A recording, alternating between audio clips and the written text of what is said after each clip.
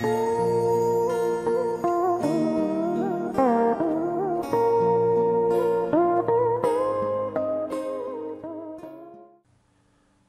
to my course on Secrets to Vietnam Travel.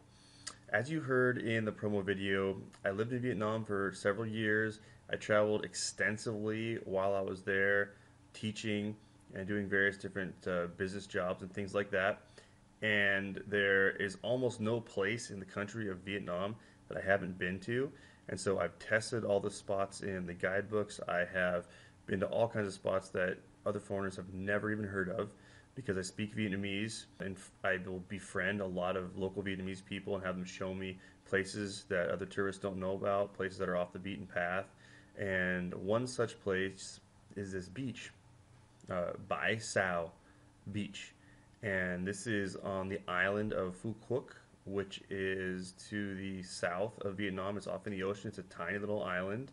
And so you have to fly there from Ho Chi Minh City if you're based in Vietnam. And then to get to this particular beach, you have to take a motorcycle through the jungle all the way out to the other side.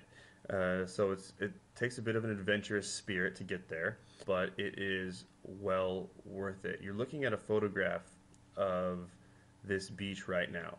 And while you may have been to a beach that you find more stunningly beautiful or more captivating in terms of its imagery other places in the world, I would challenge anybody watching this right now to find a beach as beautiful, remote, pristine as this beach. And you see in this photo there are a few people there, but you will never find more than a group of maybe 5 or 10 people at this beach, because it takes a while to get to, because it's off the beaten path, because it's in a remote island out in the ocean, a little bit to the south of the South China Sea, on the edge of the Indian Ocean down there.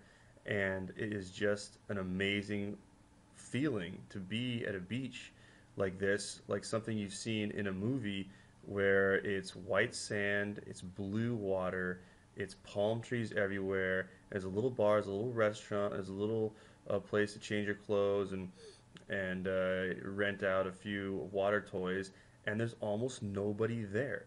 Now, this is the type of place that's not going to exist in 10 or 20 years, right? As the world develops, as they continue to build resorts on every single piece of beach that you find anywhere in the world, eventually you won't even be able to find beaches like this. I'm sure this place will get bought.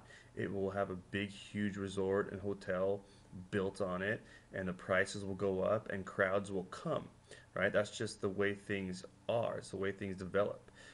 So in all my travels, I recommend this beach as the best experience that I've ever had if you're looking for a beautiful remote beach all to yourself. And there was no entry fee, so you get there and it's free. You know, you buy some drinks, you buy some food, and you hang out there all day.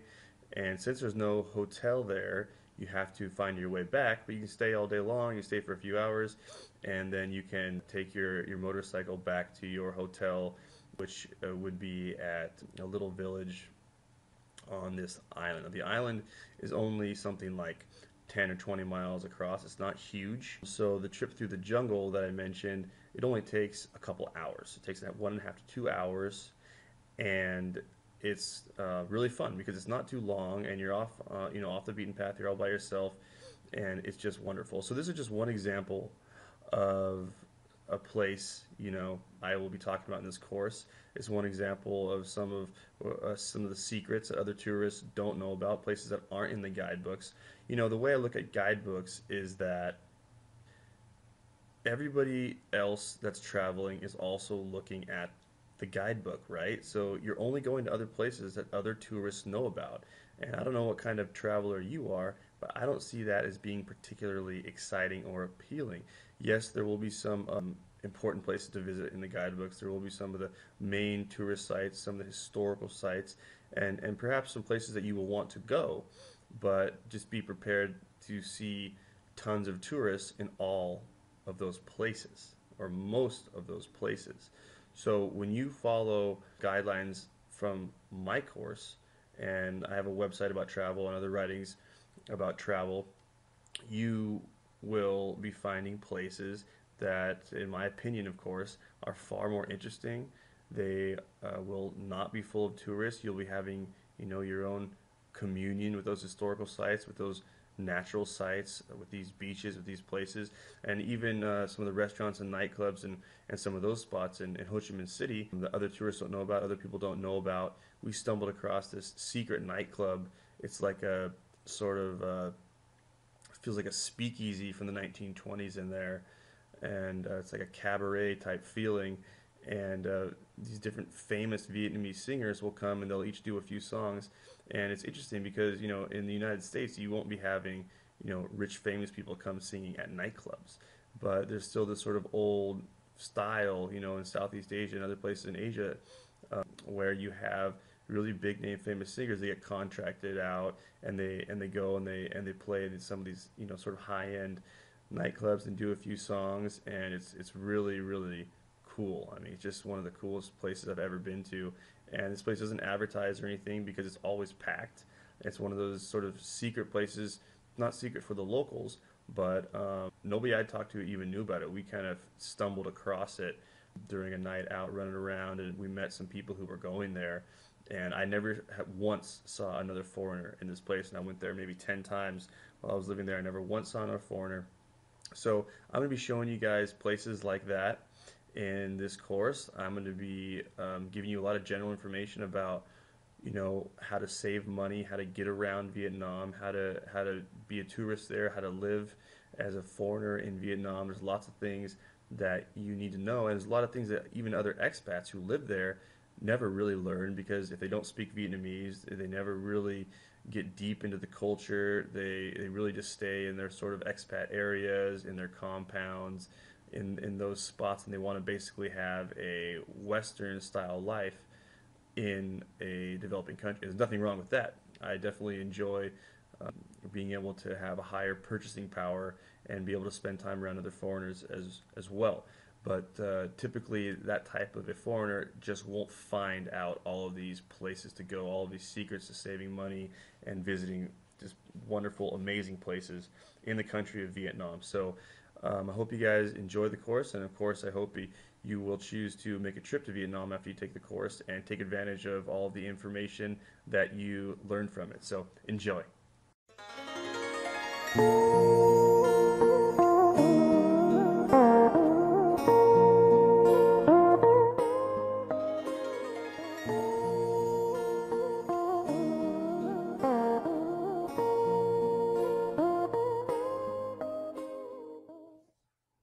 So in the last video I told you guys about Bai Sao Beach, and I was raving about it. It's pristine, it's remote, there's nobody there, it's awesome. So how do you get there, and where do you stay in Phu Quoc, and all that stuff? We're going to talk about that in this video. So basically you fly into Phu Quoc from Ho Chi Minh City.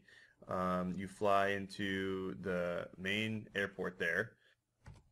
The airport's called Dung Dam Airport, and it only costs about $50, maybe $100 max for a round trip ticket from Ho Chi Minh City. So it's really cheap to get there. You can also go there by boat. If you want to, you can get a ticket where you go by boat, stay in a hotel, and get the whole thing done for really cheap. You can go there by ferry for $5 to $10 American. It's really cheap. So there's lots of ways to get there. I'm going to be sharing with you guys in a later video some travel websites in Vietnam that give you all kinds of deals and stuff that are all in Vietnamese that nobody knows about, the other foreigners don't use.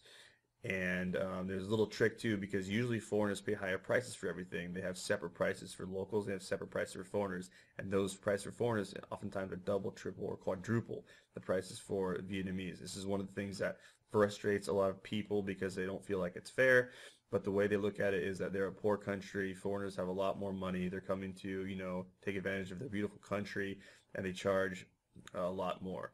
So we could talk about that for a long time. I've had lots of debates with people about that particular issue.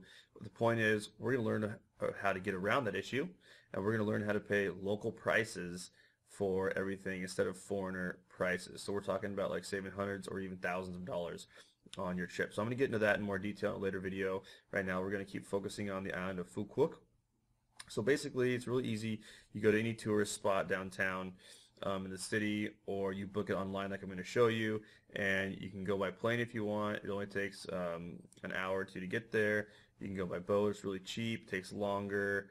I always just fly in there, and there's basically just one village sort of spread out around the island because the island is not very big. There's a main village that's just right there near the airport, and that's where all the hotels and everything are.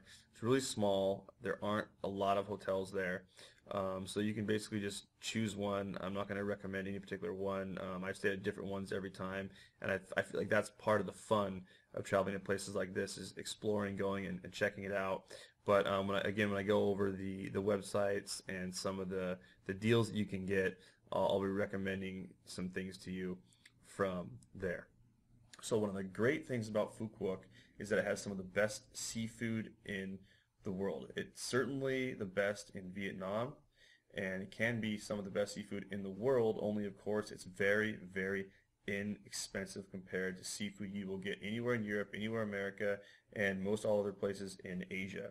You have fresh caught seafood every single day. There's a whole industry, of course, around seafood anywhere on the coast, in the oceans, especially in Southeast Asia, especially in Vietnam, and especially in Phu Quoc. So there's tons of restaurants. You can go eat crab, lobster, all kinds of snails, clams, oysters, everything you can think of for just shockingly low prices. And it's high quality and it's fresh. So this is one of the greatest reasons to visit the island. There won't be a lot of tourists there. You'll have wonderful seafood. You have wonderful beaches. And it's amazing because a lot of people don't want to venture as far as an island like Phu Quoc, when it's only an hour or two away from Ho Chi Minh City by plane. So it seems remote, and once you get there, it feels remote. It's a tiny little island out in the ocean. But once you're in Vietnam, it's only a small plane trip away. So I think a lot of the time, we sort of feel like places are too hard to get to, but in some cases they're really not. We probably would take a trip to them if they didn't seem as remote as they are. I think that's the case with Phu Quoc. And also, a lot of places like the Maldives and other beautiful island chains and remote, wonderful places that we can travel to, they might take longer to get to. They might be farther away, and that's one of the reasons why we won't go to a lot of these, hidden, lost beaches way out in the ocean. But if you're going to be in Southeast Asia, a lot of these locations are really close to you geographically. I'm an American, so everything is spread out, and so when you're in Southeast Asia and you see that you can go to all these different countries and all these different places within just a 1-hour flight or a 2-hour flight, it's pretty amazing, and I think we should take advantage of that on our trips over there. So what you do, once you get to Phu Quoc, you go find a hotel, you just take a taxi from the airport, and once you get there, there'll be all kinds of places. Pretty much every hotel will have this, a service to offer bike rentals.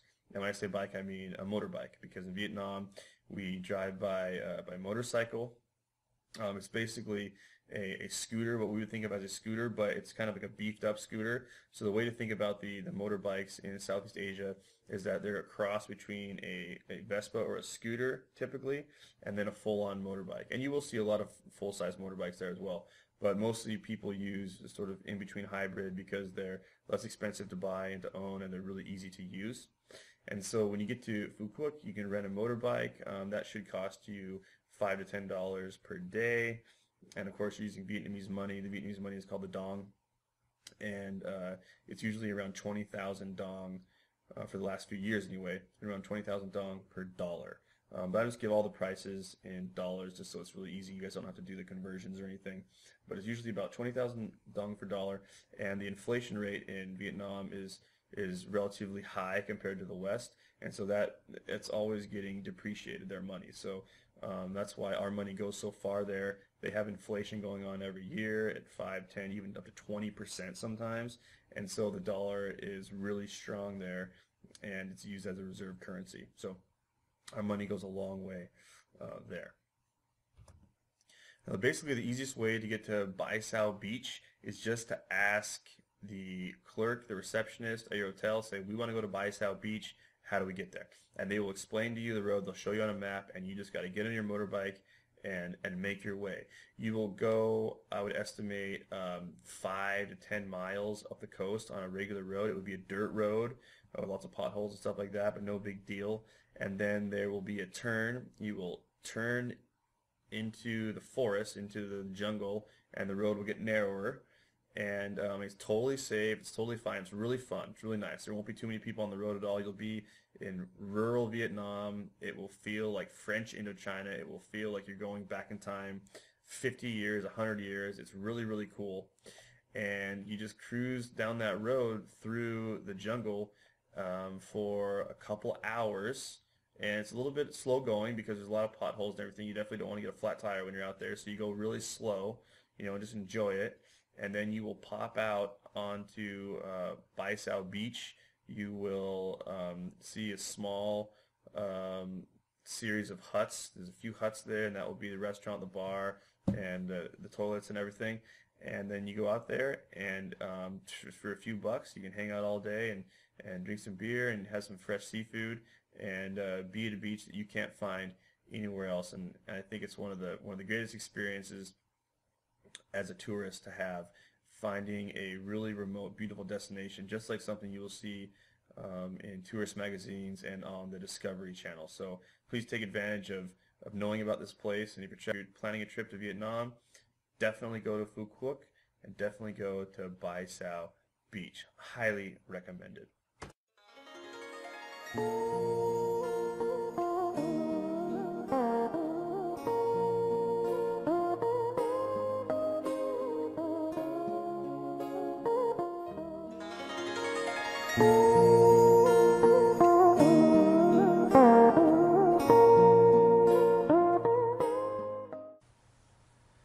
So the next place I want to tell you guys about is a very unique and beautiful town up in the mountains called Dalat. In Vietnamese we say Đà Lạt. In English we pronounce it Dalat, and it is a very quaint little village that's at one of the highest points in Vietnam. It's at about 5,000 feet above sea level. Its nickname is the City of Flowers because this is the place in Vietnam where they produce most of the country's flowers. And the flower business in Vietnam is a huge industry. And it's one of the great benefits I feel like of being a foreigner in Vietnam is that the prices for beautiful flowers and the array of different kinds of flowers they have there is just wonderful. The prices are cheap. And when you compare it to the U.S., where we'll spend at least $10 or $20 on a small bouquet of flowers, over there you can just get a huge, beautiful bouquet of flowers for pennies on the dollar. And so when I live in Vietnam, I go to the floral shop and buy flowers almost every single day, and just have flowers throughout my house because we can afford to do that, and it brightens the place up, and it's just one of those nice things that most people really can't afford to do in America. So Dalat is a place to go to visit the flower gardens, and they also have beautifully terraced rice farms, places that you see on TV, in movies, and just like a whole entire mountainside just totally terraced up for thousands of feet, rice farms. Beautiful, and it's it's the way it looked 1,000 years ago. And so when you get to Vietnam, if you're in Ho Chi Minh City or you're in Hanoi, you're in these big cities. They're becoming very modern cities, right? As most big cities in Asia are. They're definitely catching up with us in terms of the technology. There's a lot of high-tech areas and sectors there. But when you get outside the city and when you go to places like this, you can see some of the life the way it used to be. And actually, most Vietnamese people still live in a rural setting. There is a huge shift towards the big cities right now because of modernization and because jobs and economics and things like that. But still, the majority of the 90 million people that live in Vietnam live in the countryside, have farms, and work in the rice fields and stuff. And you did hear me correctly. There are 90 million people in Vietnam. So even though geographically, it would be like a large state in the United States, it's very highly populated and it's just packed with people. So really rich culture, really rich history, and just a beautiful place to go. So there's tons of hotels in Dalat. When you get there, you can basically just get a map and a guide. There'll be all kinds of things that are on offer there. I'm not going to give you any, secrets to the lot because I think you can kind of find everything out about this place while you're there. There's several waterfalls. One of the most beautiful that we went to is called Elephant Falls. So you definitely want to go to that one. It's a big, huge waterfall, and there's little trails that go all throughout around the falls, and it's definitely it's a tropical setting, so it sort of has a sort of Indiana Jones feel to it when you're there. It's pretty cool, and while there will be some tourists in Dalat, it's not crammed full of them because it's up in the mountains. You have to fly into there. You can drive up to there, but it's about 8 or 9 hours drive from Ho Chi Minh City on a bus.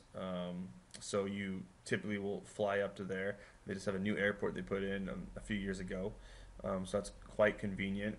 And I think it's another place that a lot of tourists don't go to because they figure, well, let's go to the beach or let's stay in the city or let's see all these other high-profile things. And also, we've gone to Vietnam probably in large part for the tropical weather. And Dalat is one of the coolest places in the country because it's so high up. It is a little bit less of that tropical feel. It's not quite as hot, and it kind of feels like a lot of people describe it as feeling like southern France in the spring or fall. In that it's still tropical. There's lots of foliage, there's lots of trees up in the mountains and everything, but it's not super hot, which is really nice if you're trying to get away from the heat and you want to have a few days up in a cool climate. Another great thing about Dalat is there's a huge market right downtown in the heart of the city. It's a huge market, way oversized for the size of the city. I think part of that is because it is a tourist destination, and it's a tourist destination mostly for Vietnamese people. So I didn't see very many foreigners there at all when I was there. I saw lots and lots of traveling Vietnamese people. So they want to go there and visit and see the flowers, and they want to be up in the mountains. And since it's one of the only places in Vietnam that's a cooler climate and it doesn't really look like the rest of the country, it's a big tourist destination for them. And it helps to keep things in perspective, I think, when thinking about how other people live in the world. Vietnam's a poor country, and therefore they oftentimes will desire to go to other rich countries to visit or to live, such as Europe and America, Australia, etc. Now, their visas don't allow them to do that, whereas our visas allow us to travel virtually anywhere in the world, our passports rather. And if we do have to actually get a visa to go, like we do need a visa to go into Vietnam, you just go to a website and you just get one. It's as simple as that, and they'll give you a 3-month tourist visa or a 6-month tourist visa. Vietnamese can't so easily travel outside their borders, and they can't so easily afford to travel outside their borders either. So a lot of times traveling for people in these kind of countries, it means traveling around their own country. International travel is so far out of reach, it's like a pipe dream for them.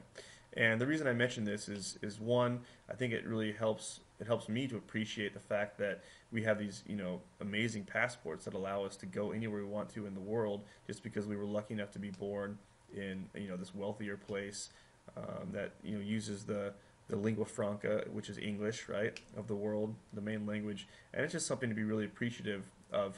And I've talked to a lot of Vietnamese people through my travels that are traveling around. We've had lots of conversations about this type of a thing. So it's a good thing to keep in mind, and I think it helps to appreciate our situation, having being born and grown up where we have. So with that being said, I hope you guys take advantage of going to Dalat. It's a beautiful place to visit. It's nice and calm and quiet, and it's definitely a good break from the hectic city. If you're getting tired of the bustling populations of Ho Chi Minh City and Hanoi, and if you're traveling around to other big cities in Asia, this will be a really nice reprieve for you.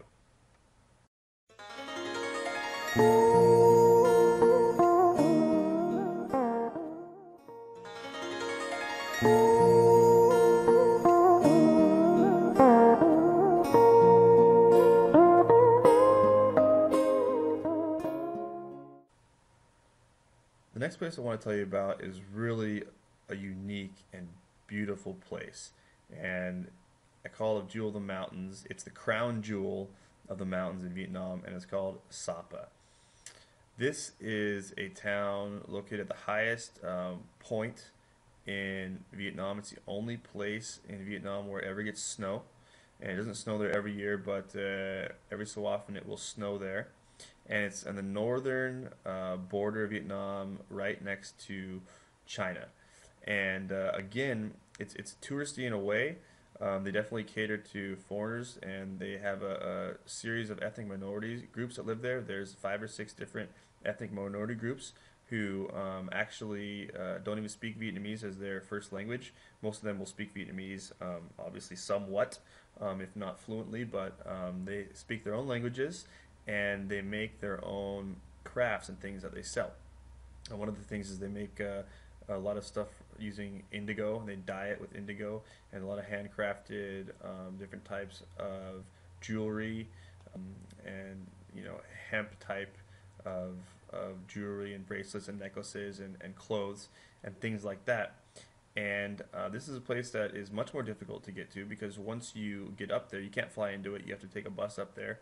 And once you get close to the town, then you will have to hike. You will have to hike for about half an hour to an hour, depending on your pace, to get up into the town. So that discourages a lot of people, and of course makes it a very, very attractive destination for those of us who are willing to make the hike and see that as not even any obstacle at all. Really, what's 30 minutes to an hour of hiking in order to have an experience maybe of your lifetime, to see something truly beautiful and pristine like this, with a lot of culture, a lot of history.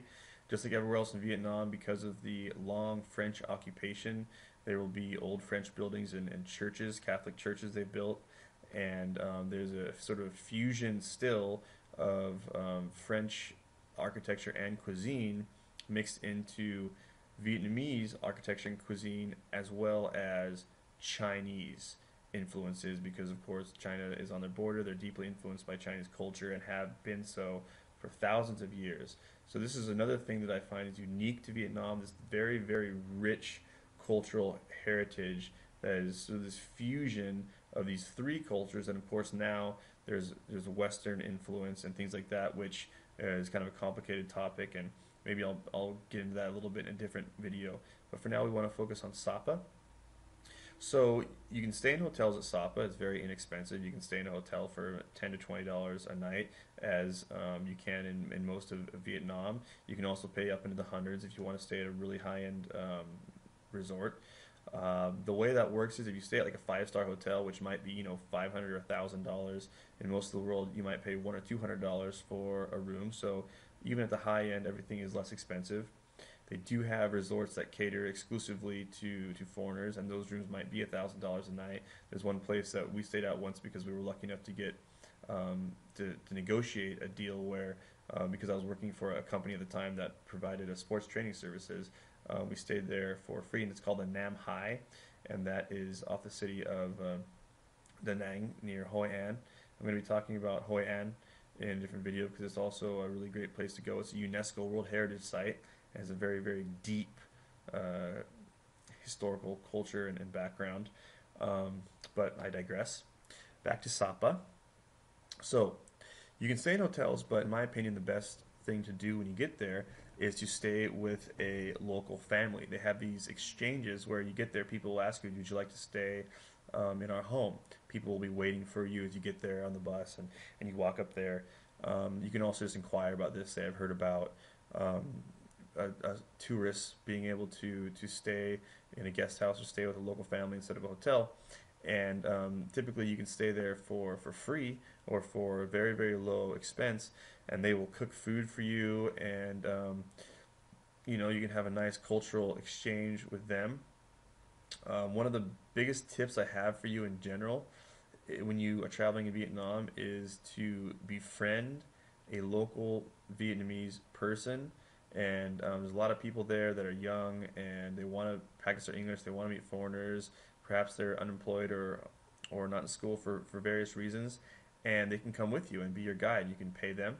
Another thing you can do is you can befriend a local Vietnamese person, and you can exchange English lessons for them helping be your tour guide, helping you with your Vietnamese and translating for you. So that's a big tip, and a lot of people will be more than happy to do that. They want to practice their English, like I said, and they are really happy to interact with foreigners, because even though there's lots of tourists in Vietnam, relatively speaking, compared to the huge population, there aren't that many of us, and a lot of Vietnamese people are always looking for the opportunity to meet foreigners and to practice their English. They're having this huge craze to learn English over there because economically, if you can speak English fluently, you can get all the best jobs and you have a lot more opportunities in your life.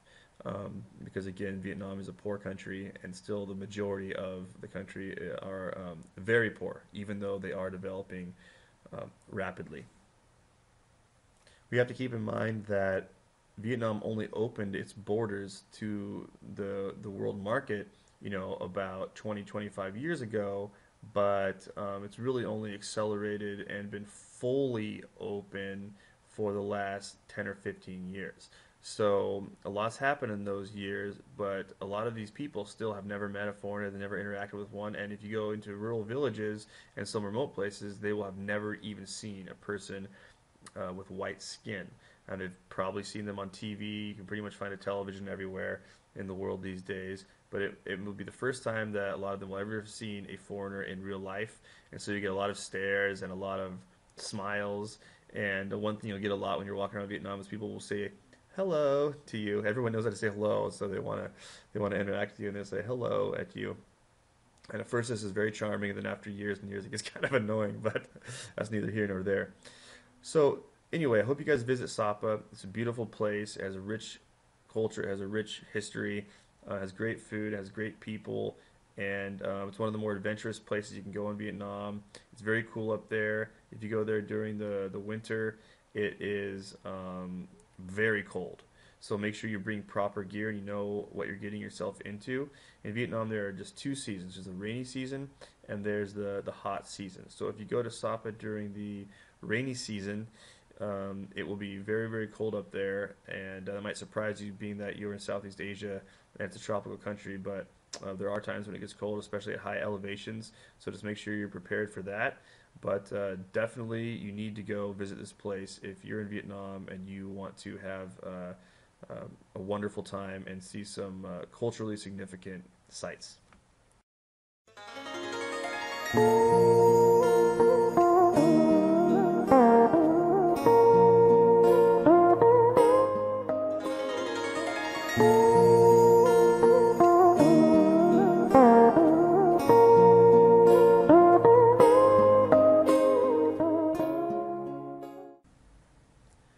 You really can't talk about traveling to Vietnam and not mention the beautiful place that is Hai Long Bay. Hai Long Bay is very famous. It's a huge tourist destination, and for good reason.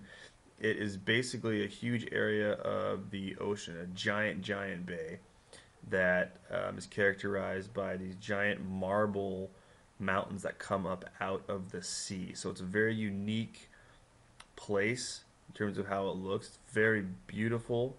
And one of the coolest things about it is that you can go there and you can stay the night on boats with a small cabin inside and dine on the boats. And you can stay there for several days if you want to. Most people that I know aren't even aware that you can do this. I'm not sure how the tourist industry over there is not really getting the word out there, but most people will go there and visit for an hour or maybe for the day and cruise around and have some lunch and see it and then leave. But there's nothing quite like the feeling of waking up in the morning and having there be total stillness, total silence, and a mist of clouds up over the ocean mixing with these marble and jade mountains right here. It's just one of those amazing feelings that you can get only when you travel, and I highly recommend doing it once. Stay the night on a boat in Hai Long Bay and have that experience for yourself.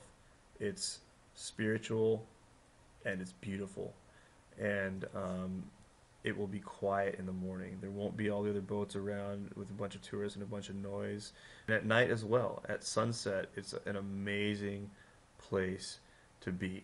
Another really cool thing about Hai Long Bay is there are some of the largest caves and cave networks in the world there, which I was very surprised to learn about. So you can go on a boat, you can do a trip, so you cruise around all day, and you can stop at various cave networks and go walk around in these caves And this is one of the things that, unfortunately, most of the time there will be a lot of other tourists around also visiting the caves because they're beautiful, huge stalactites and stalagmites, just like you would see on the Discovery Channel, something straight out of a film.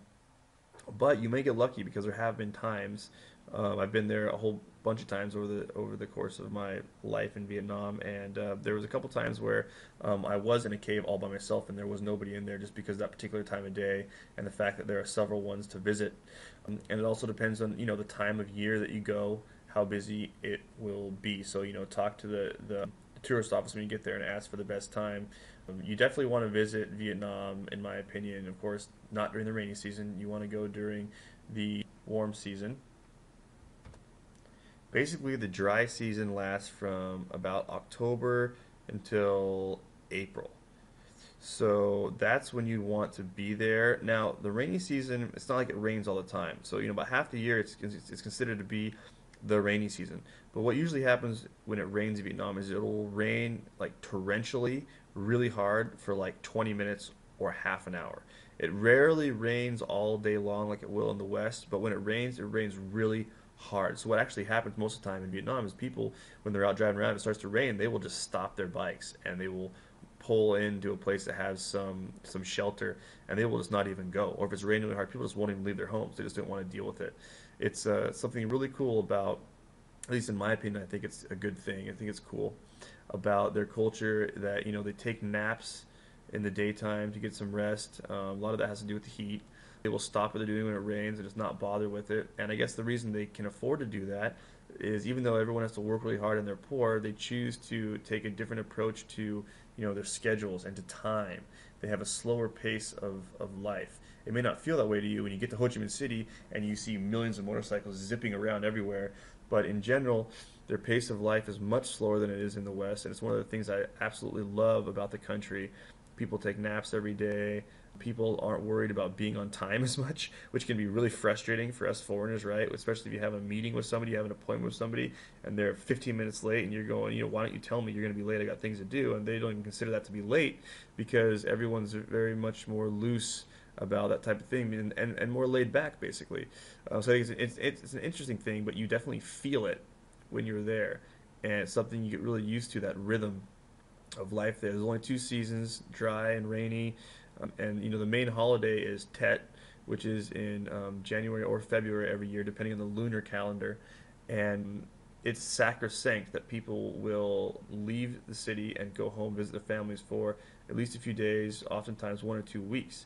And if they can't get that time off from work, they will quit their jobs and they will go because nothing's stopping them from spending that time with their families. And I just love the fact that they put family values and the people that they love above things like work, which are obviously important, but they keep it sacrosanct and they don't let them sacrifice the things that are most important for things that maybe in contrast are a little bit less so. So anyway, I'm not sure everyone feels about that, but it's one of the things that I appreciate about Vietnam. And anyway, at least you guys can know a little bit about how they approach some of those things. But the point is, Hai Long Bay is a beautiful place. You definitely have to go there.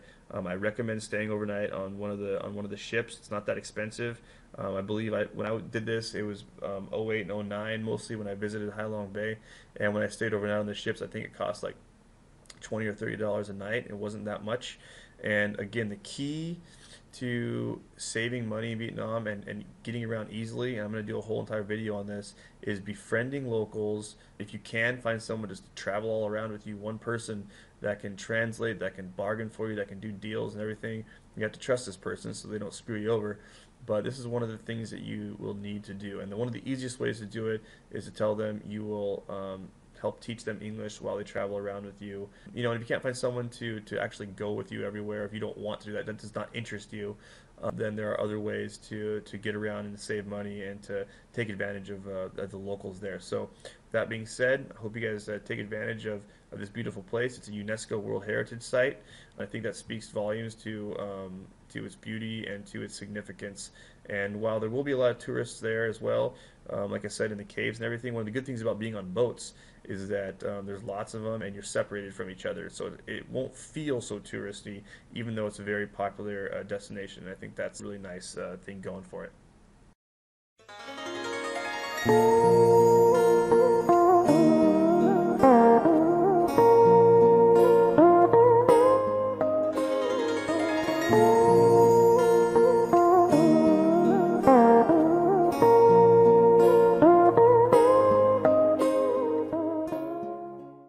place I'm going to tell you about in this video is a place that I just absolutely love because I'm a huge history buff. I studied it in school. I read history books all the time, and I just love learning about how we got to where we are today and the past influences, especially visiting those places and seeing how they used to be. It's just so fascinating. And that place is called Hoi An.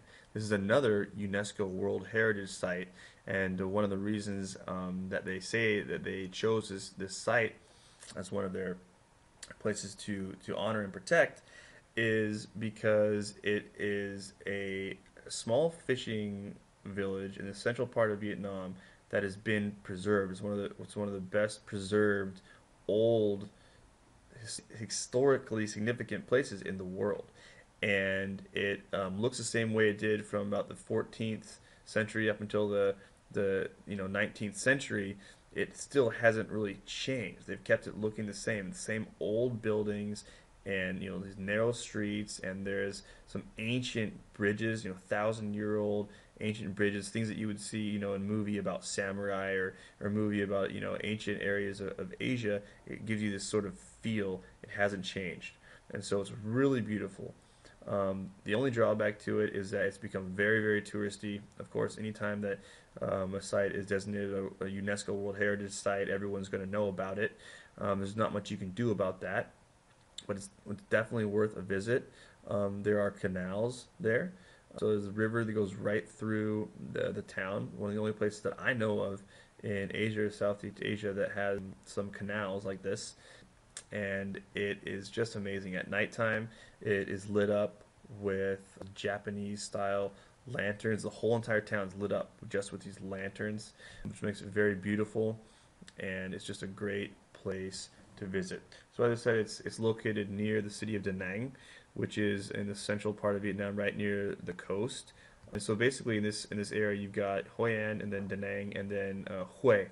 And Hue is an ancient Chinese city. It was their center of power, their capital, when they occupied Vietnam like 1,000 years ago, and they still have an imperial palace that has been preserved in the city of Hue. So that's another good place to go. There's not much else to see there except for that historical site, and of course they have really, really unique, wonderful food in Hue called Hue food. So a lot of people never make it there because it's just not quite big enough on their destination to travel all the way out there for those things. But I definitely would recommend it if you have time. So Hoi An and Hue in the central part of Vietnam are definitely worth the trip, especially if you're into architecture and history and some of that stuff. I realize with a course like this, some people are going to be far more interested in the beaches and in things to do in the city, nightclubs and restaurants and things like that, and others might be a lot more interested in this type of stuff. So I'm trying to give a well-rounded overview of places you can go in sort of both arenas, and give you lots of stuff to choose from. It's really hard to go to all these places in one trip unless you're staying for an extended period of time. And I always recommend to people when they're traveling, since I've done it so much, to stay as long as you can in one place. So while I'm recommending, all these wonderful places to go, I have found that you'll have the best trips when you stay in one town for several days or several weeks at a time, if possible, right? It's more stressful when you're moving about the whole entire time and you never really get the feeling for that one place. You don't get to know anybody when you don't stay there, right? And one of the greatest things, in my opinion, about traveling when you stay in one spot is you get to know the people, maybe at the hotel or some locals down at the market or in the restaurants you're going to or whatever, and you get to build these little relationships with them. Maybe you will never see them again, but you get to have a connection with that place, and you get to have a memory of that person. Those interactions that you had. And especially I find in Southeast Asia, there's just something about the people there. They're very sincere, they're very warm. And that isn't to say that there's no warm, sincere, happy people in the West, but there is something I find that I've never really encountered, honestly, as much. in the United States as I have when I have visited a lot of the poorer places in the world. And there's a certain authenticity and warmth, I call it a joy, that people exhibit in a lot of these other places that I think has to do with their culture, about their values. We live in a very high pressure, high stress, fast paced society with a lot of focus on material things, getting ahead, and on all these other things. And we kind of, I think, we let that drown out sometimes some of the other stuff that is maybe more important. So not to give you guys a sermon about my views on cultural differences, but it's one of the things I find beautiful about Vietnam and Southeast Asia, and I feel it when I stay there, and especially when I stay in some of these small towns for extended periods of time, and it's one of my favorite things about traveling there. So I hope you guys can appreciate that and can enjoy that aspect of it during your visit as well.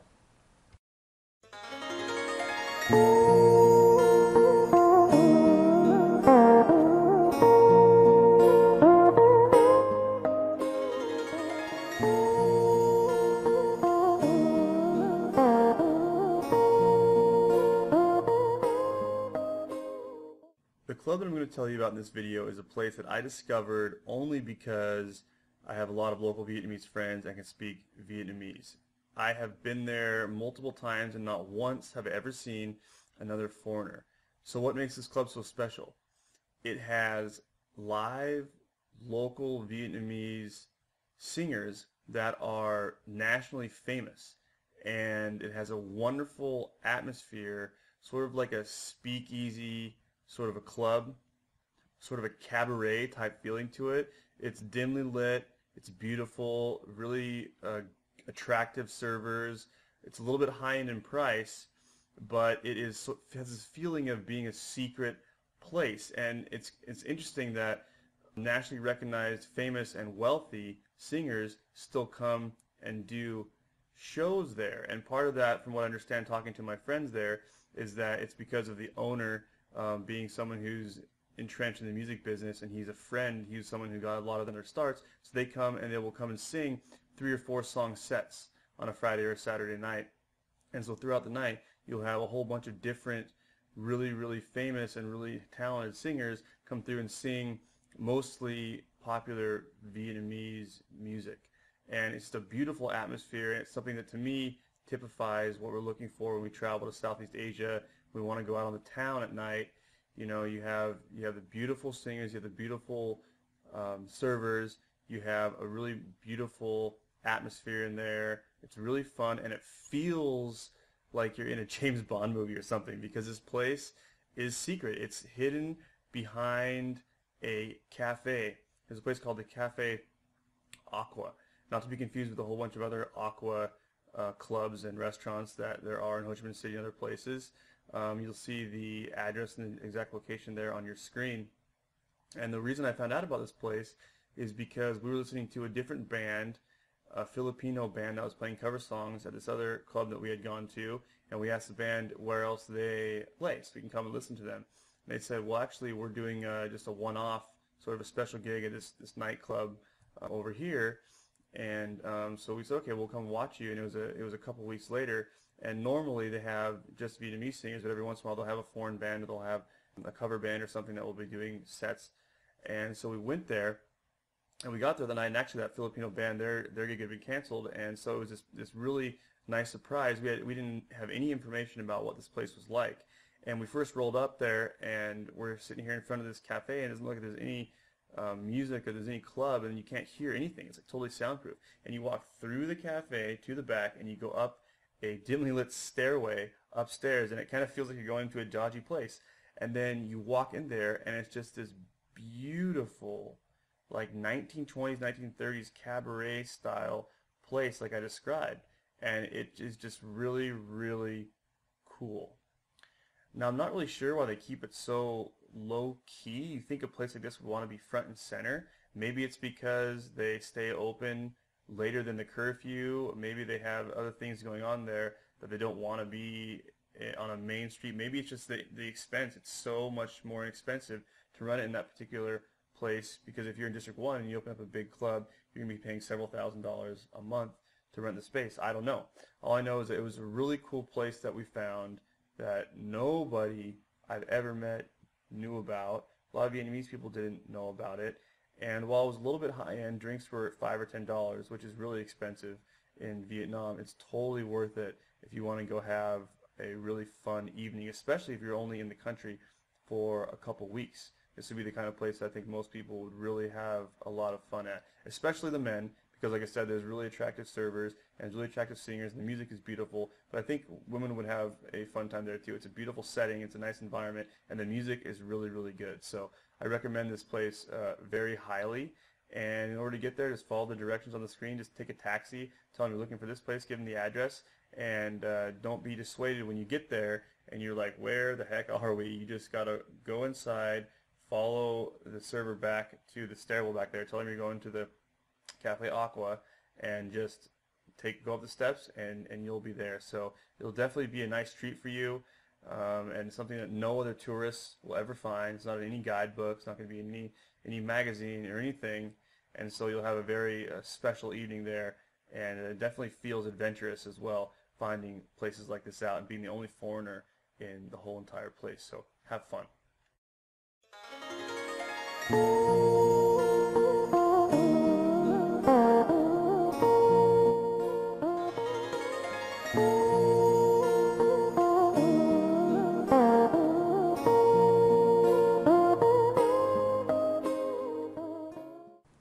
Dynam is this awesome, very inexpensive Vietnamese theme park that was opened in 2008. It's about 45 minutes away from Ho Chi Minh City, and if you compare it to theme parks like Disneyland and other really expensive high-end ones in the West, well then it can't really compare to the rides and the different things that you find at places like Disneyland. But for Southeast Asia, it's pretty amazing. It's very inexpensive, and it's a huge theme park. It has pretty much everything you could ask for in a theme park except for a huge giant roller coasters and stuff like that. But it has a big water park and a wave pool. It has a huge safari area where you can take the tram that's in there and cruise all around and look at all kinds of stuff in there. They have built a whole bunch of mountains and rivers and everything. And it's huge. It's 26 hectares. And it's giant area, and it kind of has something for everyone. And especially if you're getting tired of the hustle and bustle of Ho Chi Minh City, then you take a 45-minute drive and you get to the park. You can stay in a hotel there, and you can spend a few days for very little expense. I mean, I don't know anywhere else in the world where you can go stay at a huge amusement park and spend $5 or $10 per day, depending on your age, for the ticket, and $20 or $30 for a decent hotel room. I mean, you can stay there for 2 or 3 weeks and you would barely spend any money when you compare it to doing this in other places. So I really love it, just like a lot of other things in Vietnam, for the low cost and a lot of fun you can have there. And for some reason, since it's new and it's outside of the city, it's not that crowded. So there are people there, but it's not like when you go to, again, Six Flags or Disneyland or SeaWorld or any amusement park in the U.S. where it's just crammed, packed full of people, and you have to wait in line for like an hour to get onto a ride. Here, you go and there's virtually no lines, or if there are, they're really short. You don't even really think about it. So you go in there, you can go to the water park, you can go on the safari, you can go on some of the other rides they have.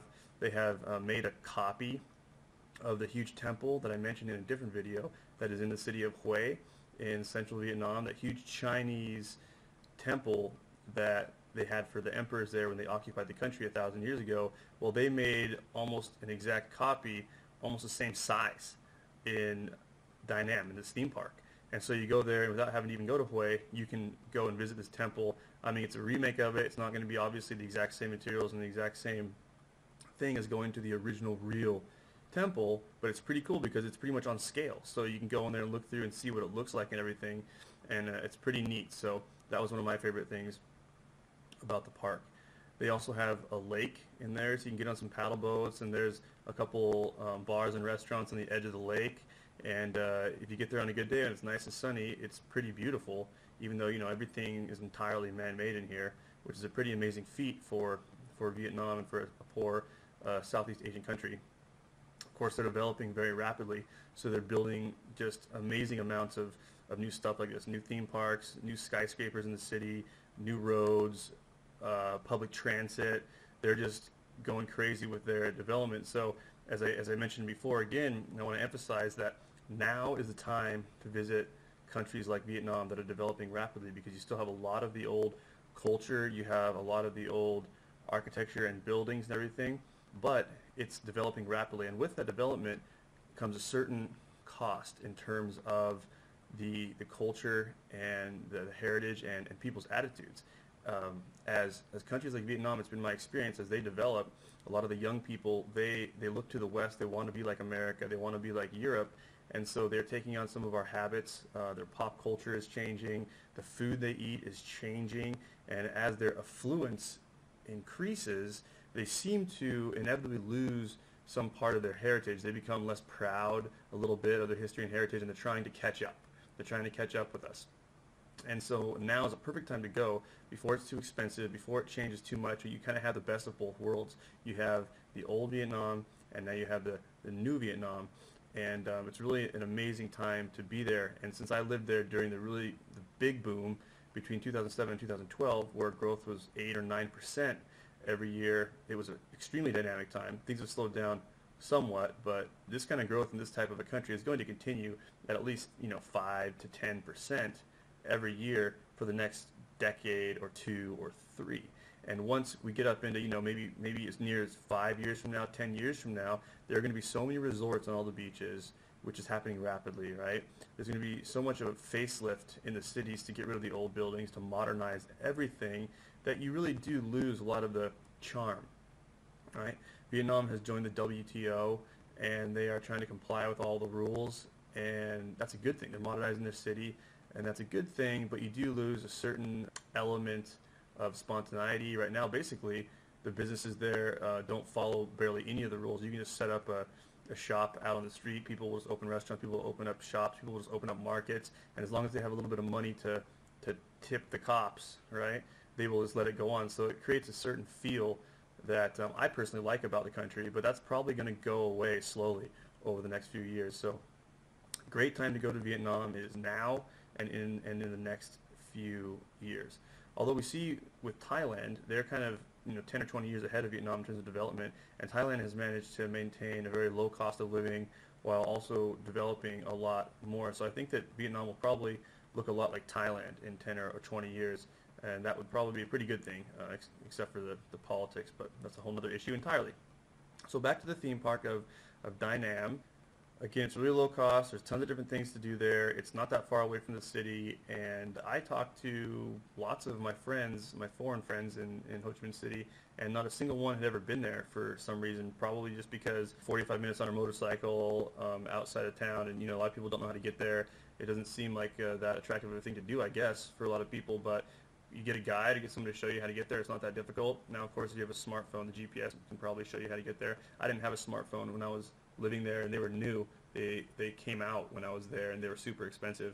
And so I guess when I go back, it'll be a lot easier to get around. I had to find my way around the old-fashioned way by using maps and getting lost and asking for directions in my broken Vietnamese when I was first there. And then, of course, later when I got fluent, that became a lot easier. But I imagine getting around there now, if you have a smartphone, would be much easier. I'm sure there's GPS and everything.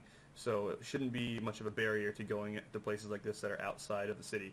So I recommend checking this place out, spending a few days there, and enjoying a nice change of pace from Ho Chi Minh City, and relaxing in a really big, nice theme park that's not crowded, that's very inexpensive. So definitely recommend.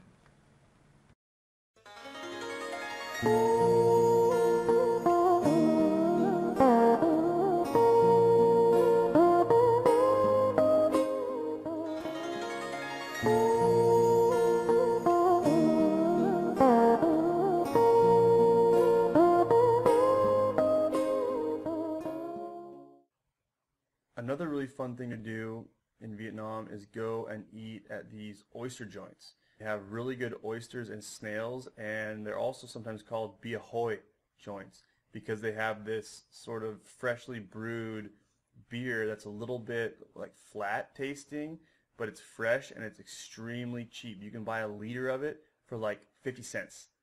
So, and it varies a little bit depending on the place you go to, but you can have 5 or 6 people there eating oysters and clams and snails for, 1 or 2 hours until you're full, and drink as much of this beer as you want to until you're full, and spend maybe $5 or $10 for the whole entire group. So that sounds kind of crazy, but it's true. And so these places are called Bia Hoi places, or they're snail spots, and they're littered throughout the city. Some of them are in dodgier areas than others. The location on your screen will bring you to 2 of the absolute best ones in the whole entire city, and they're the best because they have the highest quality snails. They make the best sauces. They have fair price.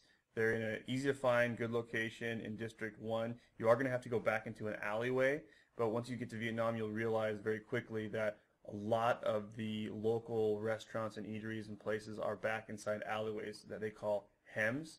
And actually, a lot of the local Vietnamese little communities in the city are totally self-sustaining back inside those hems. When I first got to Vietnam, I was taken by a friend of mine back into one area. She was going to go meet her friend, and we were going to have some snails, and they had a school back in the alleyway. They had all kinds of stores and little supermarkets back in there. You can get your haircut back in there. You can get massages back in there. And there's all kinds of restaurants and stuff back in one city block, back in these networks of alleys. So it's one of the really cool things about Southeast Asia. As long as you feel safe, it is not dangerous back in most of them. But for us, it will feel a little bit weird being back in what feels kind of like the ghetto. But when you get back in there, it's not like what you see on TV when you think of like the ghetto inside of Sao Paulo in Brazil or something like that.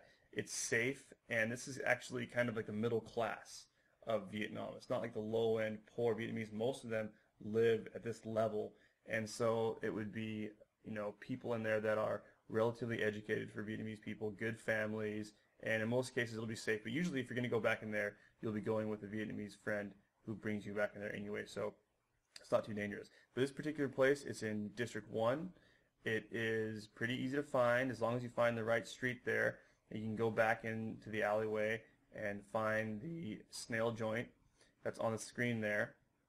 And if you can't find it, you can just say that word, say that name, the title of it right there to some locals, and they will point you in the right direction.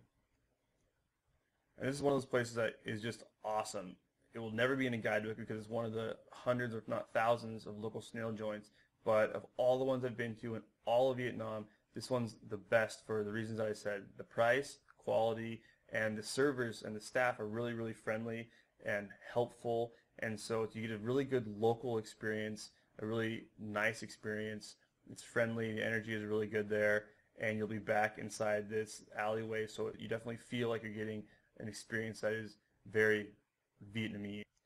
And especially if you like seafood. In Vietnam and Southeast Asia, seafood is fresh and very inexpensive compared to anywhere in the West. So you should definitely take advantage of all the opportunities that you have in Ho Chi Minh City and in Vietnam to have lots of fresh seafood. And especially at these snail joints, because they have a huge variety of different kinds of snails and clams and oysters and sauces. And the Vietnamese have a giant range of different kinds of sauces that they make. A lot of them are spicy, and a lot of them will be made with fish sauce, different kinds of sweet and sour sauce, but there's a huge range of different types.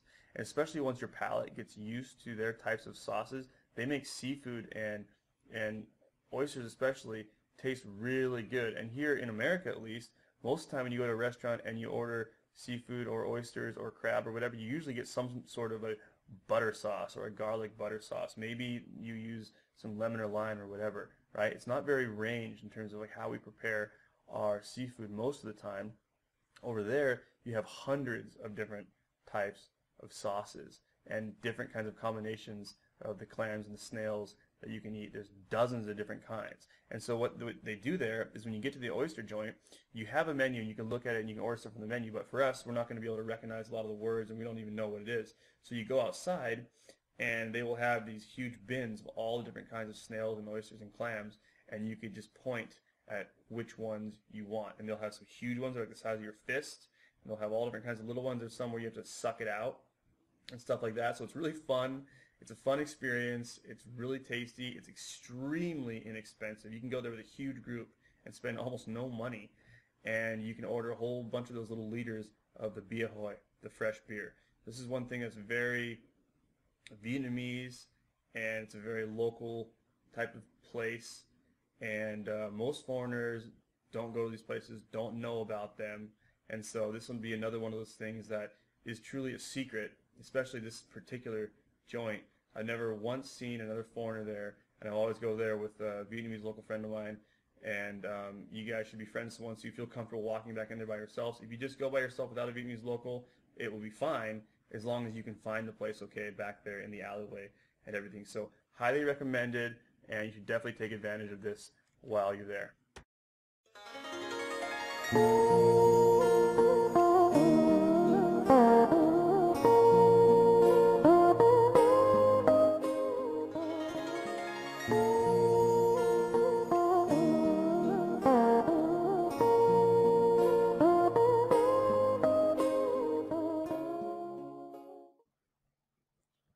I'm going to recommend you guys a place you can go dancing if you're visiting and you're not really living there. There's lots of places to go dancing if you're living there that are hard to find and everything, lots of choices.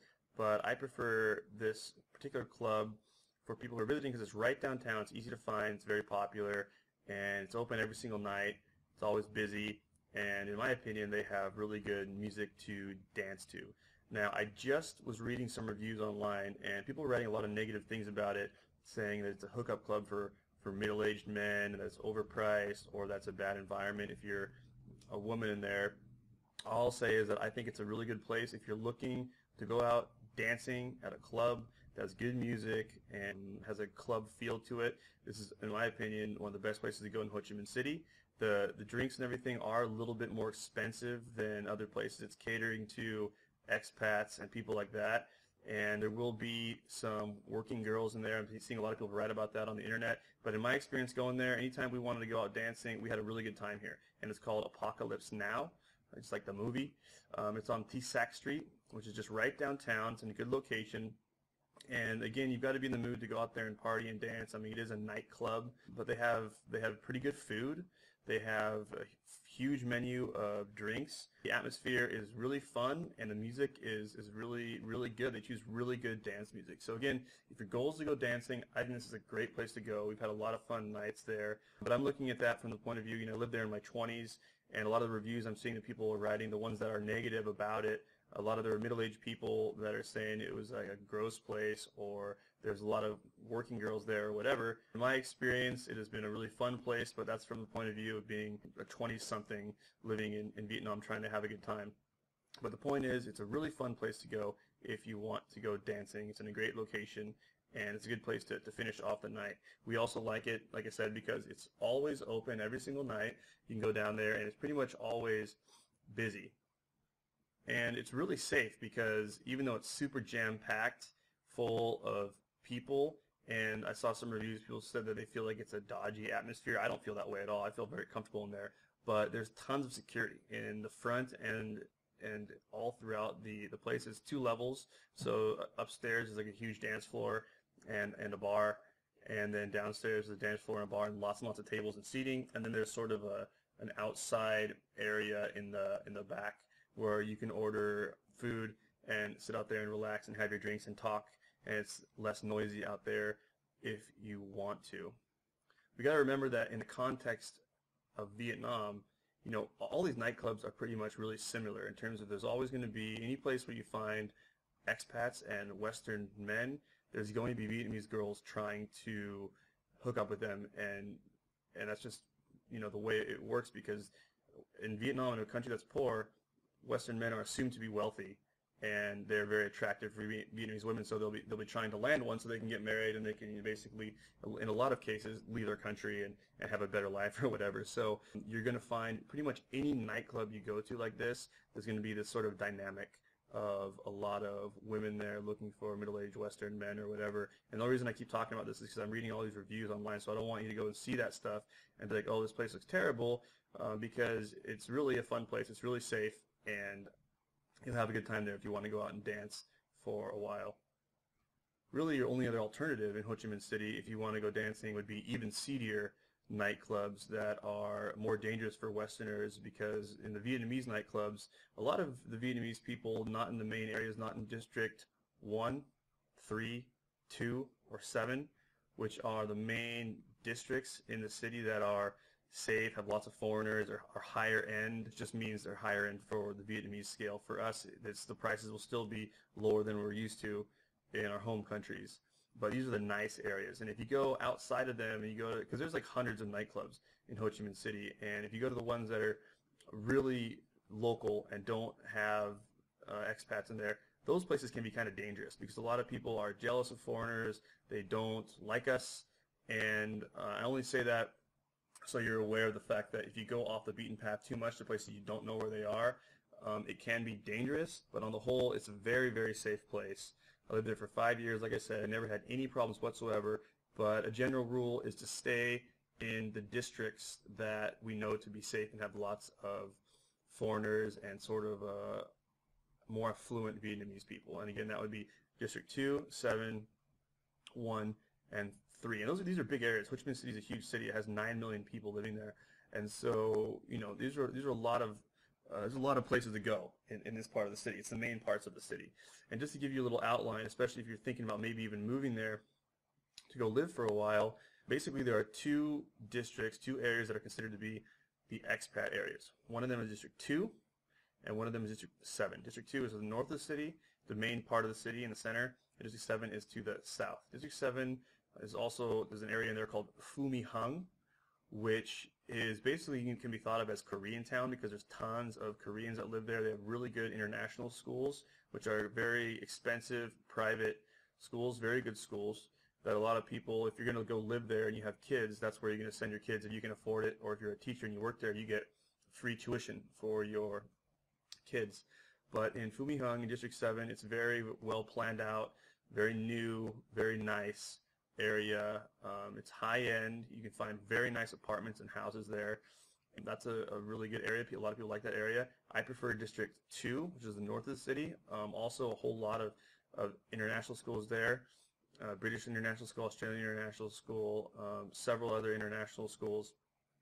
And the area is just a little bit more attractive because, in my opinion, it just has more of a Vietnamese feel to it. Lots of villas and windy streets, and there's some sort of more local Vietnamese areas mixed in with the expat areas and businesses and stuff. And so I like that sort of combination, whereas District 7 is very clean, very high-end, very well laid out and organized, but you almost don't even feel like you're in Vietnam. And for me, that's not the reason why we go and we live in a country in Southeast Asia. It feels like you're in the West. Some people like that, but I prefer to have more of the feeling of being in the local area. So I really like District 2 for that reason. There's a street in District 2 called Thao Ding, which is the main thoroughfare sort of right there that passes a bunch of the schools. It has a Western supermarket called Thao Ding Market right there, and a bunch of businesses catered to Westerners and stuff. And so a lot of people like to live out there, and it's a really safe place, and it has, movie theater, lots of restaurants, all different kinds of restaurants. And actually, this is one of the greatest things about Vietnam. When people think about Vietnam, they oftentimes either think of, okay, the Vietnamese, the Vietnam War, or we think about certain things that we may know about it, like we've heard of the pho soup that they make, or we know a few things, right? But we don't realize that a place like Ho Chi Minh City is a very international city. And one of my favorite things about living there, in addition to the Vietnam culture and people and language, which I love, is that it's a huge melting pot of other foreign cultures and cuisine. And so some of the best restaurants in Asia can be found in Ho Chi Minh City. You will find authentic food from all corners of the world there. And again, it's less expensive than you'll have anywhere else. So you think about culinary arts and high-end restaurants, you'll think about maybe Tokyo, Paris, New York, big cities, stuff like that. But in places like Ho Chi Minh City, you've got a lot of foreigners and really, really talented chefs that have moved there to live and open up restaurants. And there's some wonderful, wonderful food. And you can find any kind of cuisine in Ho Chi Minh City. So that's one of the greatest things about it. But to get back to the issue of where to go in the city. So I've described District 2, I've described District 7. And then the other two places that I mentioned were District 1 and District 3. District 1 and 3 is the downtown area of the city. So District 1 is the heart of the city. This is where you're going to find all the tall buildings and some of the biggest businesses, and this is where you're going to go to a lot of the restaurants and go out and go dancing, go see museums, pagodas. Most of the stuff's in District 1. This is downtown. It's very safe. There's security everywhere in Vietnam, so it's really safe for foreigners. There's very little violent crime, actually, despite the fact that the country's poor, but you have really, really high rates of theft. So if you leave your smartphone out on the table and go to the bathroom, that thing's going to be gone. If you leave your bike somewhere that's not being looked out for, like you go into a restaurant, you don't park it there with the security guard, you park it somewhere weird, your bike will probably get stolen. But the thing about Vietnam is that every time you go into a place and park your bike, there's always security there for that establishment. So it's pretty safe. You just got to make sure that you park it in a place that has security and everything. So that's District 1, and then District 3 I really love because District 3 is just a little bit on the edge of the downtown area, so it's a little bit outside of the heart of downtown, and it's a little bit more of a Vietnamese neighborhood. There's not going to be tons of expats there, but it's kind of like a high-end Vietnamese neighborhood. And when I say high-end, I'm not saying it's like for rich people or anything, but you've got to remember the context that we're in. For us, it's really inexpensive, but high-end for Vietnam just means that it's cleaner, it's nicer, it's safer, but it's local. And so there's a lot of local restaurants there, a lot of local coffee shops. In the coffee shops in Vietnam, you'll have a lot of live piano music and classical music and singing, which I think is awesome. We don't have that much of that here in the U.S. anymore, but you can go to a lot of coffee bars and cafes and stuff, and they'll have live piano and violin and singing and really talented musicians. And usually there's no cover for that stuff. So you just go in there and you order some drinks or whatever, and you can have a really nice live music environment for really inexpensive. So I like District 3 because there's lots of those types of places there. And it's also a good place to live if you want to be near downtown or in downtown, but have a lower cost for your apartment, be close to everything, and still feel like you're in, a local Vietnamese neighborhood and not in like an expat compound like District 2 and District 7 are. So that's kind of just a little background on the different areas of the city that you want to go to when you're in there. And I'll elaborate a little bit more on some of the places that we don't want to go in a different video so you can specifically avoid those places, and I'll give you guys some information about that.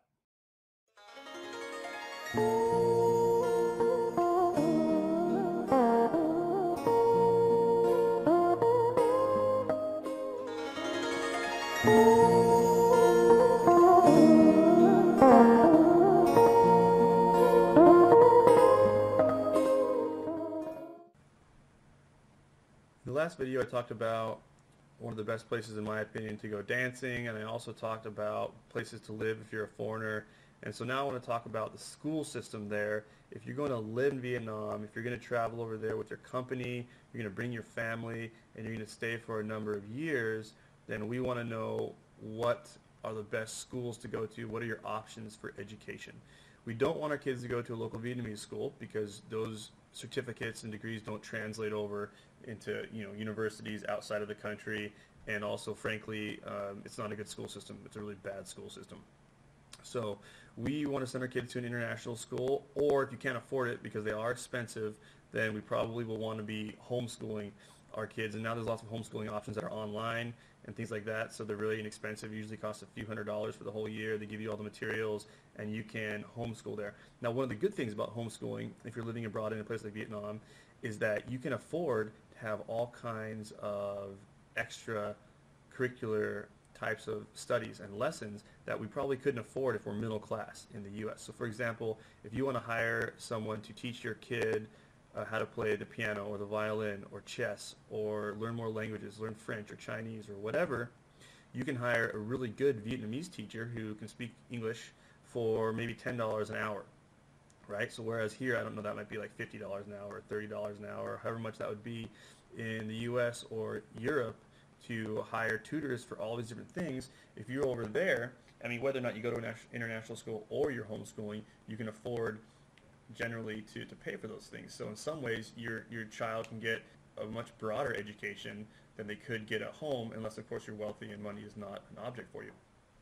So that's one thing that I think is pretty cool. I saw a lot of kids that were able to learn all kinds of stuff that they wouldn't learn back home necessarily, and so that's one of the strengths of living over there. Now, if you want your kid to go to a school, then there's lots and lots of international schools. They are high-end, quite expensive, private schools, and most of them are very good. Of course, they differ greatly depending on the school and where it is and things like that.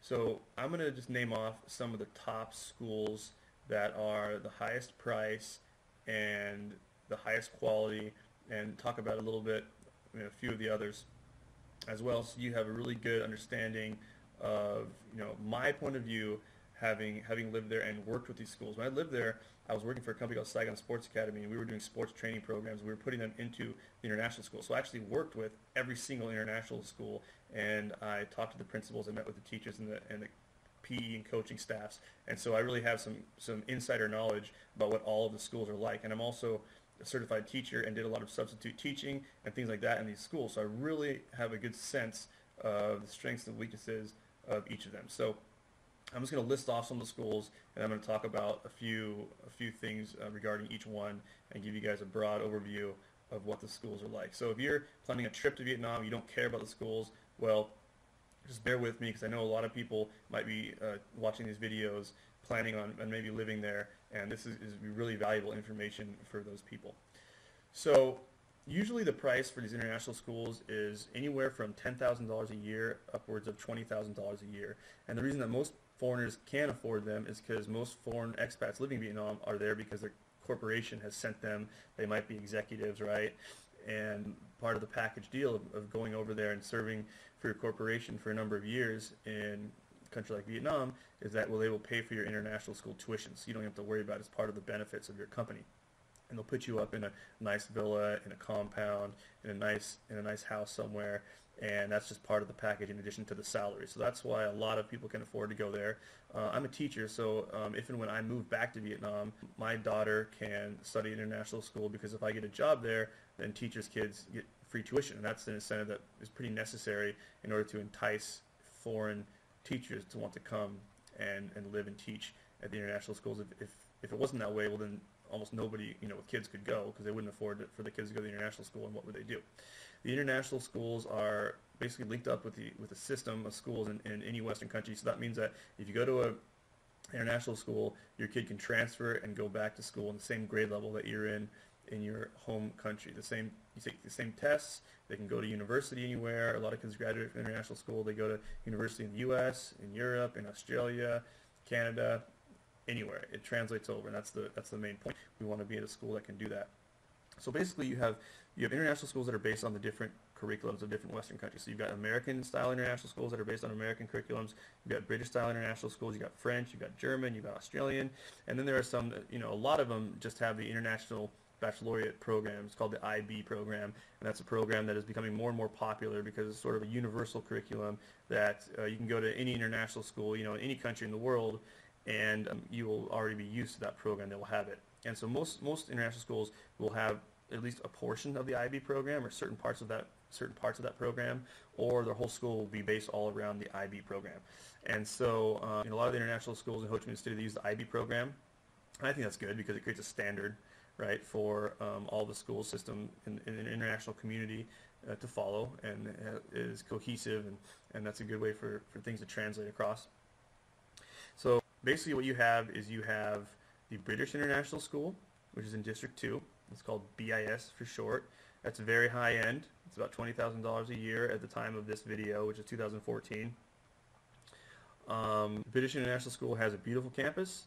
It has really good teachers. It has a really good environment in terms of the parents and the community. It's in a really nice neighborhood, which is that Thao Ding neighborhood I was telling you about.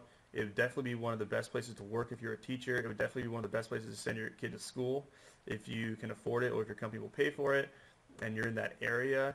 But it follows the British curriculum. So if you're an American and you want to send your kid there, they're not going to be following the American school system. They'll be following the British school system. Now, I know that my understanding of it is that you can still transfer from that school into an American school. You can go back home, but the way that the credits and courses transfer over may not be, totally in sync. So there might be some times where some of your credits don't transfer, or they transfer in a weird way, right? So it's an option for you, and it's a really great school But if you're from a different country and you don't want to be taking the British curriculum with all their tests and stuff like that, then that might not be the option for you. And then another really good international school, also in District 2, is called the International School of Ho Chi Minh City, or we say ISHMIC for the acronym. That's apparently the oldest one. It's been there for the longest. It was the first truly international school. It's the same sort of price level as the British International School. It's also very high quality. As far as I understand it, they follow the IB program that I mentioned before. I worked very closely with them in putting some sports programs into their school. Again, really, really good teachers, good environment, really cool campus. They're upgrading it all the time, and this would be a great place to send your kid if you're in District 2 as well. Of course, once you get there, you'll want to explore, your different options, obviously a lot more, but it's definitely a good choice, and it has a really good environment. It's a good school, right? Then you also have the Australian International School, or AIS, and ACG. Those are two schools that, as far as I understand it, are owned by the same corporation, and are pretty similar. ACG is more geared towards the local Vietnamese population. Most of the students are wealthy Vietnamese students, and AIS is more for the expats. I believe that AIS is priced a little bit lower than the British International School and ISHMIC, and so that might be a good option from that point of view. It is owned by a Vietnamese Australian company, and a really good school. I worked with them as well. I mean, it's another great option. The campus is a little bit different than ISHMIC and BIS. I think that's the kind of thing you just have to explore when you get there and go look at the buildings and go meet the headmaster and the facility and see which one you think is the best feel. But those are some of the top international schools in District 2. You've got AIS, ACG, BIS, and ISHMIC. And it's just going to be a matter of preference which one that you send your kids to, because I think the programs are all quite comparable, although I know that ISHMIC and BIS are kind of considered to be the best, they're the most expensive, and they've been there. They're very well-established schools. On the other side of the city, or I mentioned before in the other video, in District 7, you've got some really good schools too. One of them is called Saigon South International School, or SSIS, and that's based on the American curriculum. It's got American administrators and teachers. It's got a very, very beautiful campus. They upgraded it recently. It's a huge, beautiful campus. They've got really nice soccer fields, basketball courts, amphitheater for music, for the band, and really just a beautiful campus down in a really beautiful area. Same price range as the schools I was just mentioning to you, and it's a really good school. Probably would be my preference to teach at as a teacher, and for my kids, I think that any of these top international schools would be suitable for my kids. So it would be, again, a matter of preference when you get there, and also what area you want to be living in. But SSIS is a really good school as well. And another school that's really high-end and very, very nice, and they just built a huge, I think it was like $35 or $45 million campus, is a Canadian International School. They had a campus when I was living there that was a little ways outside the city. It took about half an hour, 45 minutes to get there, and they just moved their campus and they upgraded it. And it's one of the fastest growing international schools, and that's also in District 7. And so that's CIS, or the Canadian International School. Obviously, they will follow the Canadian curriculum. So a lot of the preference, which school you're going to choose is going to be based on your nationality. And if you're Canadian, you're probably going to want your kid to go to the Canadian International School. But it just depends. The French International School, of course, the curriculum's all in French, but they're very, very less expensive because, or I should say, they are far less expensive because their French government actually owns a school and runs a school. And so you can actually send your kid to the French International School just for like a few thousand a year. It's not 20,000. It's like, I think it's like 4,000 or 5,000 or something. But of course the curriculum's all in French, so you have to learn French and things like that. But I knew some American families who sent their kids to the French International School because they were not working for a large corporation. The guy had an import-export business, and he had 3 kids, and he sent them to the French International School because he could afford it. And they just learned French, and they studied in French, and they saved a lot of money. And of course, it's a French Western school, so it's still, a really good school. It just costs less because it's not a big private company that owns it. It's the French government that runs it for all the French expats that live in Ho Chi Minh City. And that one's about an hour outside of town. Also, really beautiful campus. It's a really nice place. So that's another option if you're open to, your kids learning French, or if you happen to speak French, well, that might be the perfect choice for you, going to the French International School. And I'll just mention a couple others that are less expensive. There's the Singapore International School, which is in District 7, and that one costs far less. than some of these other schools. I think it's $9,000 or $10,000 a year, and it just doesn't have quite the same level of facilities. It doesn't have quite as much on offer in terms of the programs and everything, but it is an international school. The programs will transfer over into your home country and everything, so it's a less expensive option that you can go to. But I think the quality is probably a little bit lower than the other schools.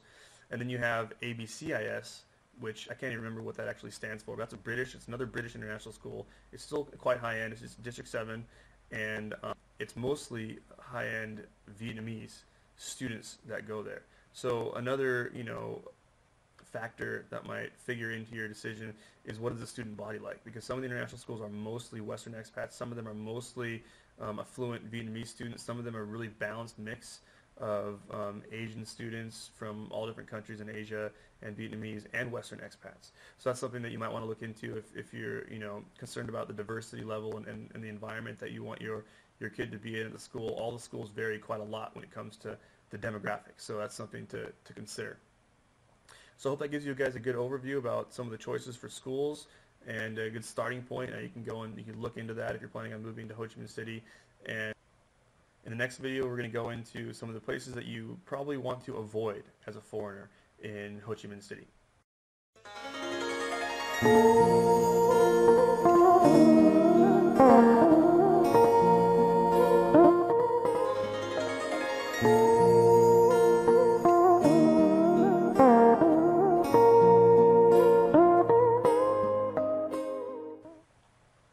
In this video, I'm going to tell you guys about some places that, in my opinion, you should generally want to avoid.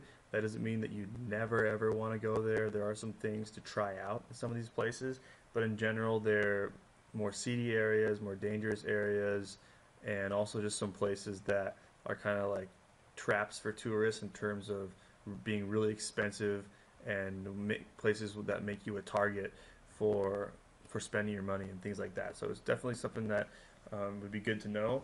And the other guidebooks that are out there will just not tell you at all. And actually, they recommend some of these places in the guidebooks. So I'm just going to talk about a little bit about some of these areas. So there's a backpacker area in Ho Chi Minh City called Pham Ngu Lao, and this is a place that is featured prominently in the guidebooks as being an area where a lot of foreigners go, a lot of backpackers go. So this would be a lot of young people who are traveling around. I think we all know what backpackers are.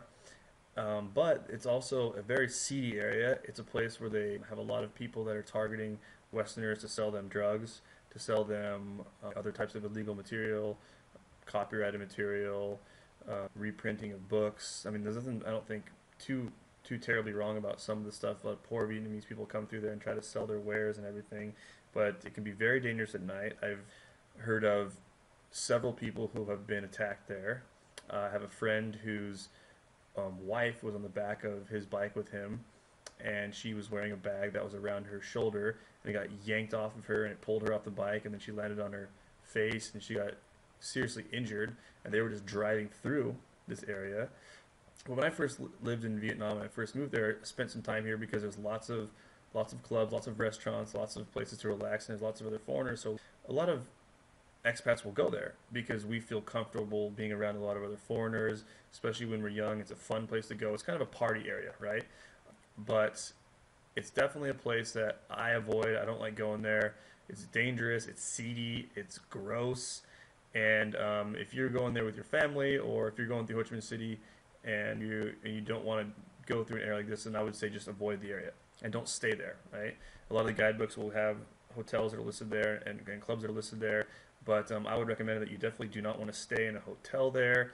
It's also very noisy, so if you don't want it to be noisy, I mean, everywhere in Vietnam and Ho Chi Minh City is noisier in general than back home, just because there's a lot of honking, there's a lot of motorbikes at early hours in the morning, and a lot of general noise. But this place is even worse. However, I will say that it can be a place that if you are out in the town, just like I mentioned in the Apocalypse Now nightclub, it's a place that, while it's not for everybody, it can be a really good place for the specific situation of wanting to go dancing. And Pham Ngu Lao can be a place where if you're staying out late and a lot of the other bars and restaurants are closed, because there is a curfew in Vietnam. When I was there, all the bars closed at midnight. And so if you wanted to stay out later than that and keep partying, I guess, you go down to Pham Lao, and there's places that are open later. Now, how can they be open later if there's a curfew?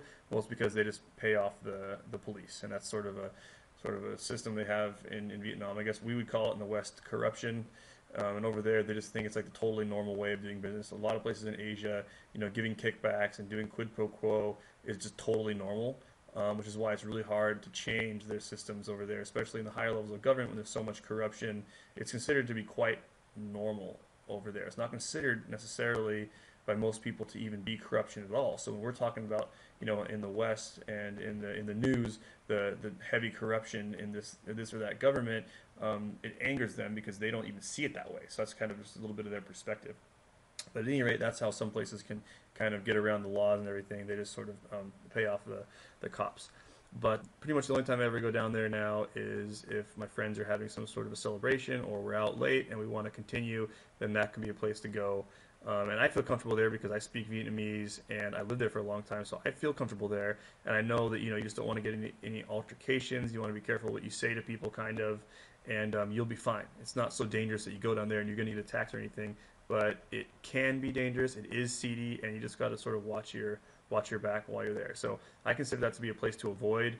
Most backpacker areas in touristy type cities that are in the Lonely Planet guides and other types of guides, I don't think they're good places to go because it's where all the other backpackers are, which automatically for me makes it less attractive because I want to go places where there's not tons of tourists, and it makes you a target for all the people that are trying to make money off of foreigners. Okay, so that's Pham Lao, that's the backpacker area. Another place that I generally like to avoid, although while I say that, I also recommend that people go there at least once, just because it's sort of part of the experience in being in Ho Chi Minh City, and that's the Ben Thang Market. That's a huge market. It's a historical place. It's right downtown in Ho Chi Minh City, and they sell everything, all different kinds of food, all different kinds of clothes, all different kinds of keepsakes and things that you might bring home for your family. A lot of souvenirs and touristy type stuff there, and it's huge. And it's right downtown, and there's a lot of little restaurants in there you can eat in there, and so it's fun to go to when you're on vacation. The reason I say it's a place to be avoided is just because that it's just way overpriced, and people know that foreigners come there, and to us, the prices don't seem that expensive. We look at a shirt and it's $5 or $10, and we go, oh, it's cheap. But it's very cheap fabric, cheaply made, and other places in the city you should be able to get it for like 1/3 of the price or 1/4 of the price or less. So a lot of people don't even care, right? We're over there and everything seems cheap to us, and we want to spend money there, and the people there are trying to make a living. So I totally understand that perspective. But for someone like me who lives there, who has a Vietnamese wife and speaks Vietnamese, well, this is the last place I would ever want to go shopping. Just because it's way overpriced, and also because the people there are very aggressive. The vendors there are very aggressive. They will come out and they will stop you while you're walking. They will be yelling things out at you, and of course they're just trying to make a living. But it's a little bit too aggressive for my taste, and it's not the vibe that I want to be experiencing. But like I said, it's pretty cool when you first get there. When you're new to a country like Vietnam, especially if you've never been over to Asia, places like Pham Lao and places like the Ben Thanh Market, they're places that you probably want to go see. And you might really like the market and not mind paying those prices, for the centrally located spot that you can get everything at. You can stop there. You can get souvenirs for all your friends and family back home all at one place. So it is convenient, but you're just going to have to know that you're paying way over the prices that you would other places. Now, that being said, you can haggle with them. You can bargain them down. This is something that a lot of foreigners, don't like to do because we're not used to having to do it. In the U.S., everything, right, has a price on it. But I enjoy this because once you kind of get good at it, it can be a fun exchange, especially because I do it in Vietnamese. So I learn all the words that they use during this type of an exchange. And so for me, it's quite a fun thing to do. And you can lower the prices by half easily a lot of the times. But it's kind of hard at this particular market because, there's so many customers. It's so busy that they just don't lower their prices as much as they would if you're bargaining at another place because they know someone else will buy it and pay the higher price. And so it's a little bit harder to talk them way down in price, and the price is so astronomically high that again you're still going to be paying probably more than you want to. But I'm going to talk a little bit more about bargaining and how to save money in some later videos.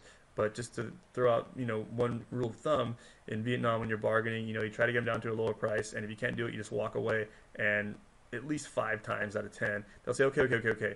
And they'll want to make a sale, and they will lower their price. So you really have to just be able to say nope and go to a different place. And just doing that most of the time will lower the price for you by 30 or 40%. So that's a good thing to know about. Okay, so that's Bentang Market. Another place that I definitely think that people should generally avoid is District 5 and District 8. They're right next to each other.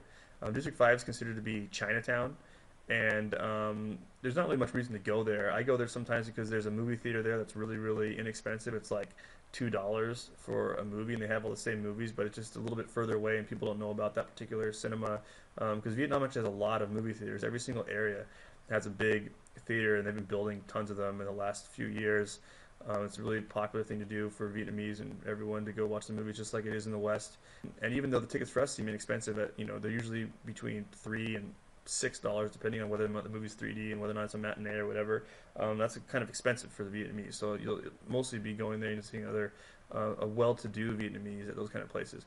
But I go to District 5 because of this, and also because there's a huge market there called Big Market. It just translates to big market.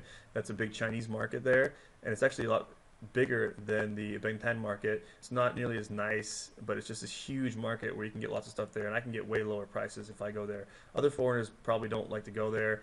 No one speaks English, right? So when you go to the Bentang market, everyone speaks English because most of the customers are foreigners. But when you go to these other markets, people don't speak English, which is why most expats don't go there. But it's why I go there, because I can, not only do I get lower prices and I enjoy the interactions in Vietnamese, but it's really fun for me. I make a lot of friends, going and being that foreigner who can speak their language and joke with them. And also, you make friends with them, and these are the kind of people that I do want to spend my money with. Instead of being aggressive salespeople that are trying to, get as much money out of you as possible, these are just local merchants, usually very warm and friendly, and so I recommend going to those kind of places. But the reason I say that District 5 is a place to avoid is because it is a little bit more dangerous there. A lot of Chinese live there, and they don't like Americans, they don't like Westerners, and there's even an element of sort of the mafia, the mob, I guess. Chinese and Vietnamese, they have mob ties in Ho Chi Minh City, and so District 5 is a place that has that element. I mean, you wouldn't really notice it or see it if you didn't know that, but it's just a little bit more dangerous, and so there's not really much of a reason to go there.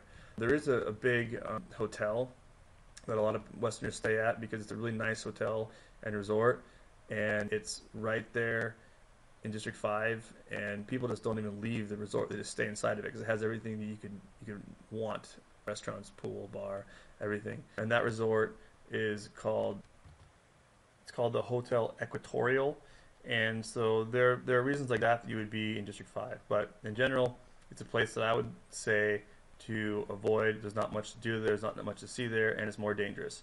District 4 is another district that is dangerous because that's basically, from what I understand it from all my local Vietnamese friends, that's like the center of the mob. That's where they all live and stay. You pass through District 4 when you're driving on the roads. When you go from District 1 to District 7, you have to go through District 4. So it's not that, it's not a big deal when you're just driving through it or anything, but you don't want to be staying there and walking around there and going to a lot of places in District 4. And there's no reason to, because there's not much there except for the usual shops and restaurants and things like that. So I just wanted to give you guys an overview of some places that, in my opinion, you want to avoid depending on what you're looking for. District 5, District 4, Pham Ngu Lao, which is the backpacker area, and Ben Thanh Market, which is a super touristy, overpriced market. Those are places that I would say you'd be better off spending your time as a tourist if you're just taking a trip to Vietnam, especially in other pursuits, doing other things, like some of the places that I've mentioned that you can go in these videos and elsewhere. So,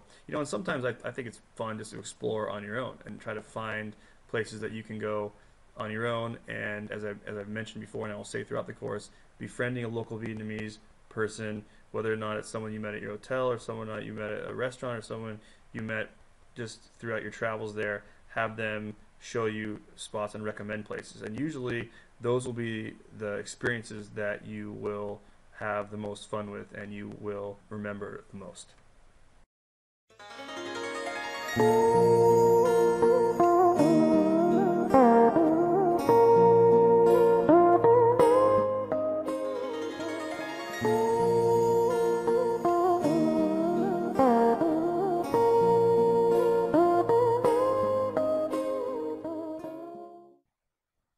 video, we're going to learn how to save money on taxis in Vietnam. In addition to saving money, we're definitely going to want to know how to take taxis that are legitimate companies and that are safe, because there are a whole bunch of taxis in Vietnam that try to copy the logos of the legitimate corporations that are safe and professional, and they won't scam you. And these companies will scam you. So what would a scam look like from a taxi cab in Vietnam if you weren't careful about which taxi you choose? Well, they can drive you around aimlessly and not getting you to the destination you're trying to get to, run the meter up, and then force you to pay.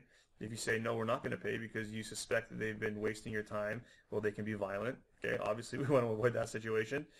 Another thing that they can do is simply turn the meter up and just overcharge you. So you think, okay, well, $10 or $15 seems like a fair rate for the distance we just went, but taxis in Vietnam are way less expensive than the U.S. You could just take taxis everywhere and not even use a motorcycle if you wanted to, and you might spend maybe $300 or $400 in a whole month taking taxis everywhere, which is pretty convenient and really safe and totally worth it for a lot of people. A lot of people just do take taxis everywhere. There's so many of them that, you know, anywhere you go, you can hail one. You may have to wait a few minutes depending on where you're at, but there's taxis just driving around all the streets all over the place. It's huge. So it's one of the cool things about living there, in my opinion. So the two main taxi companies that are legitimate and that are good and safe and everything like that. There's one called Venasun Taxi. The other one is My Linh. My Linh is the biggest. Venasun is number 2. And there are some other taxi companies that are out there that you'll get used to seeing that might also be fine. But you will see mostly these two companies, and they are going to be safe for sure. So that's something that is really easy to follow. Just only take Venasun and My Linh taxis. If other taxis stop and want to give you a ride, which they'll do sometimes, they'll see you walking, or they'll see you looking for, trying to hail another taxi that you didn't see, you know, already had customers in it. They'll stop and say, oh, you want a ride? And you can just say, no, thank you, and wave them on, because it's just not worth the risk, in my opinion, of, you know, having a bad experience, which I have had, and most foreigners have had, with some taxis in Vietnam, if you don't sort of follow these rules and know what you want to get yourself into. Another trick when you're getting picked up at the, or when you're leaving the airport, if you want to go from the airport when you first arrive to anywhere in District 1, which is right downtown, right, you will have a whole bunch of taxi drivers come up very aggressively trying to get your business. And you should just know that it should only cost you about 100,000 dong, which is about $5 American, to get from the airport to District 1. Maybe now it might be a little more, but you should never pay more than that. And if you ask how much to them, which in Vietnamese is bao nhiêu. Bao nhiêu means how much. Or, you know, most of the taxi drivers will know enough English. If you say how much money, they will know what you mean. If they say, you know, $10 or 200,000 dong or 300,000 dong or more, well then obviously they're trying to gouge you, and you don't want to go with them. So it's good to know what some of the prices are for some of the standard things, right?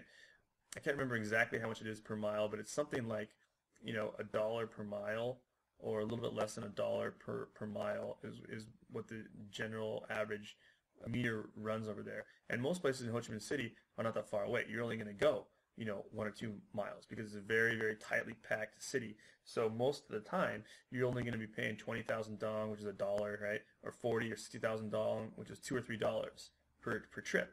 So you can see that it's very inexpensive, and especially if you don't like the idea of driving a motorcycle in very busy Ho Chi Minh City traffic, which a lot of people don't, and it's understandable, then taking taxis is definitely the way to go.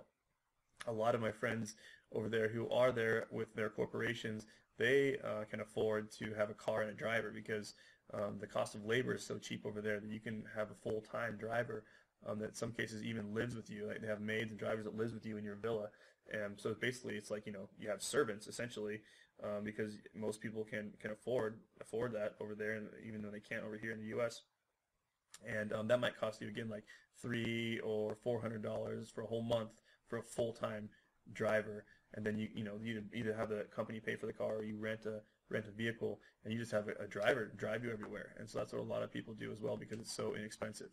I personally, when I was teaching there, had the level of income where I could afford to have a maid do a lot of my cleaning and laundry and things like that, which is a really nice perk. And that was really, really inexpensive. I think I paid around $2 an hour for a maid. So she would come like twice a week and she would just do all that stuff for me. I wouldn't have to worry about it. And, whereas, in the U.S., obviously, it's a lot more expensive. So that's one of the nice perks if you choose to live over in Vietnam. Anything that is labor intensive is going to be like 1/10 of the price.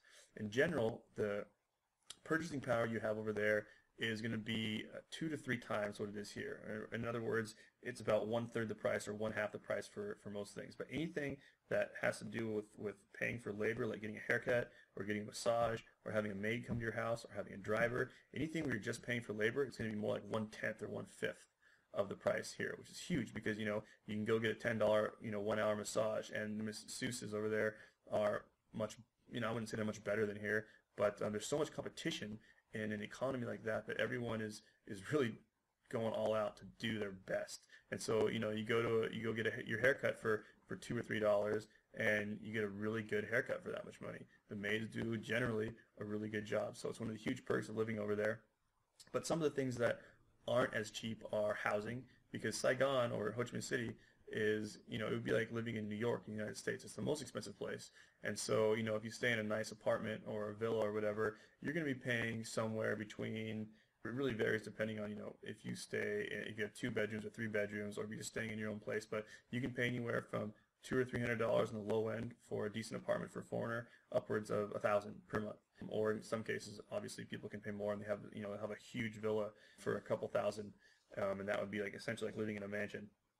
Most foreigners that I know pay somewhere between $400 and $800 for a really good apartment, either downtown or in the expat districts that I told you about before, District 2 and District 7. So that is, more comparable with prices. Maybe it's more like, it's about half as much as it would be here. For example, if you pay $500 for a low-end apartment in the U.S. or $600, that amount of money in Vietnam would get you a much, much nicer accommodation, more bedrooms, etc.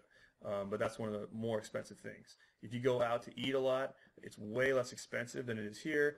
But because of that, most foreigners go out to eat a lot more. I mean, we would go out probably like once a day for one of our meals because it's so inexpensive and there's so many good options for food over there. That becomes one of your largest bills, just because you can afford to do it, and it's such a nice perk of living there. So basically, housing and going out to eat and drink, those become your biggest expenses, and they're not quite as cheap as anything that requires labor. So essentially, it's like paying for products and actual things is more expensive than paying for services. Just another way to look at it.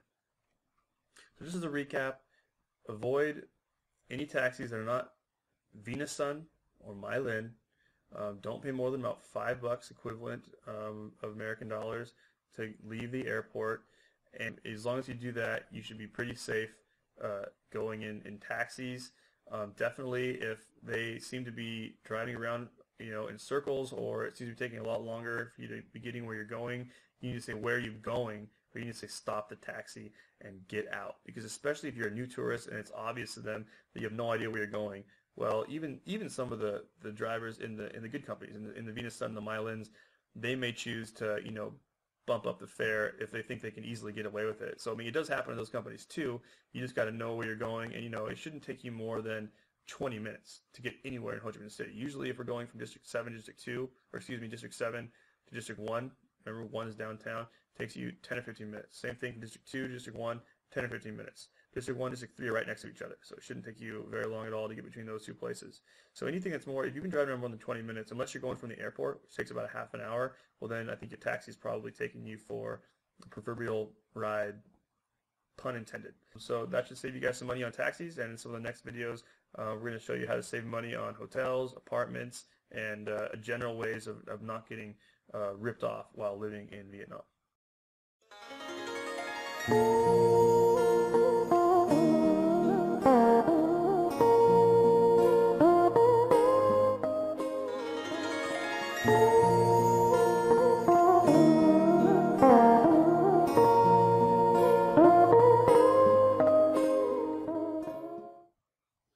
So I talked talked a little bit about saving money at the marketplace in one of the other videos, but I'm just going to go a little more in depth in this video. It'll be a short one.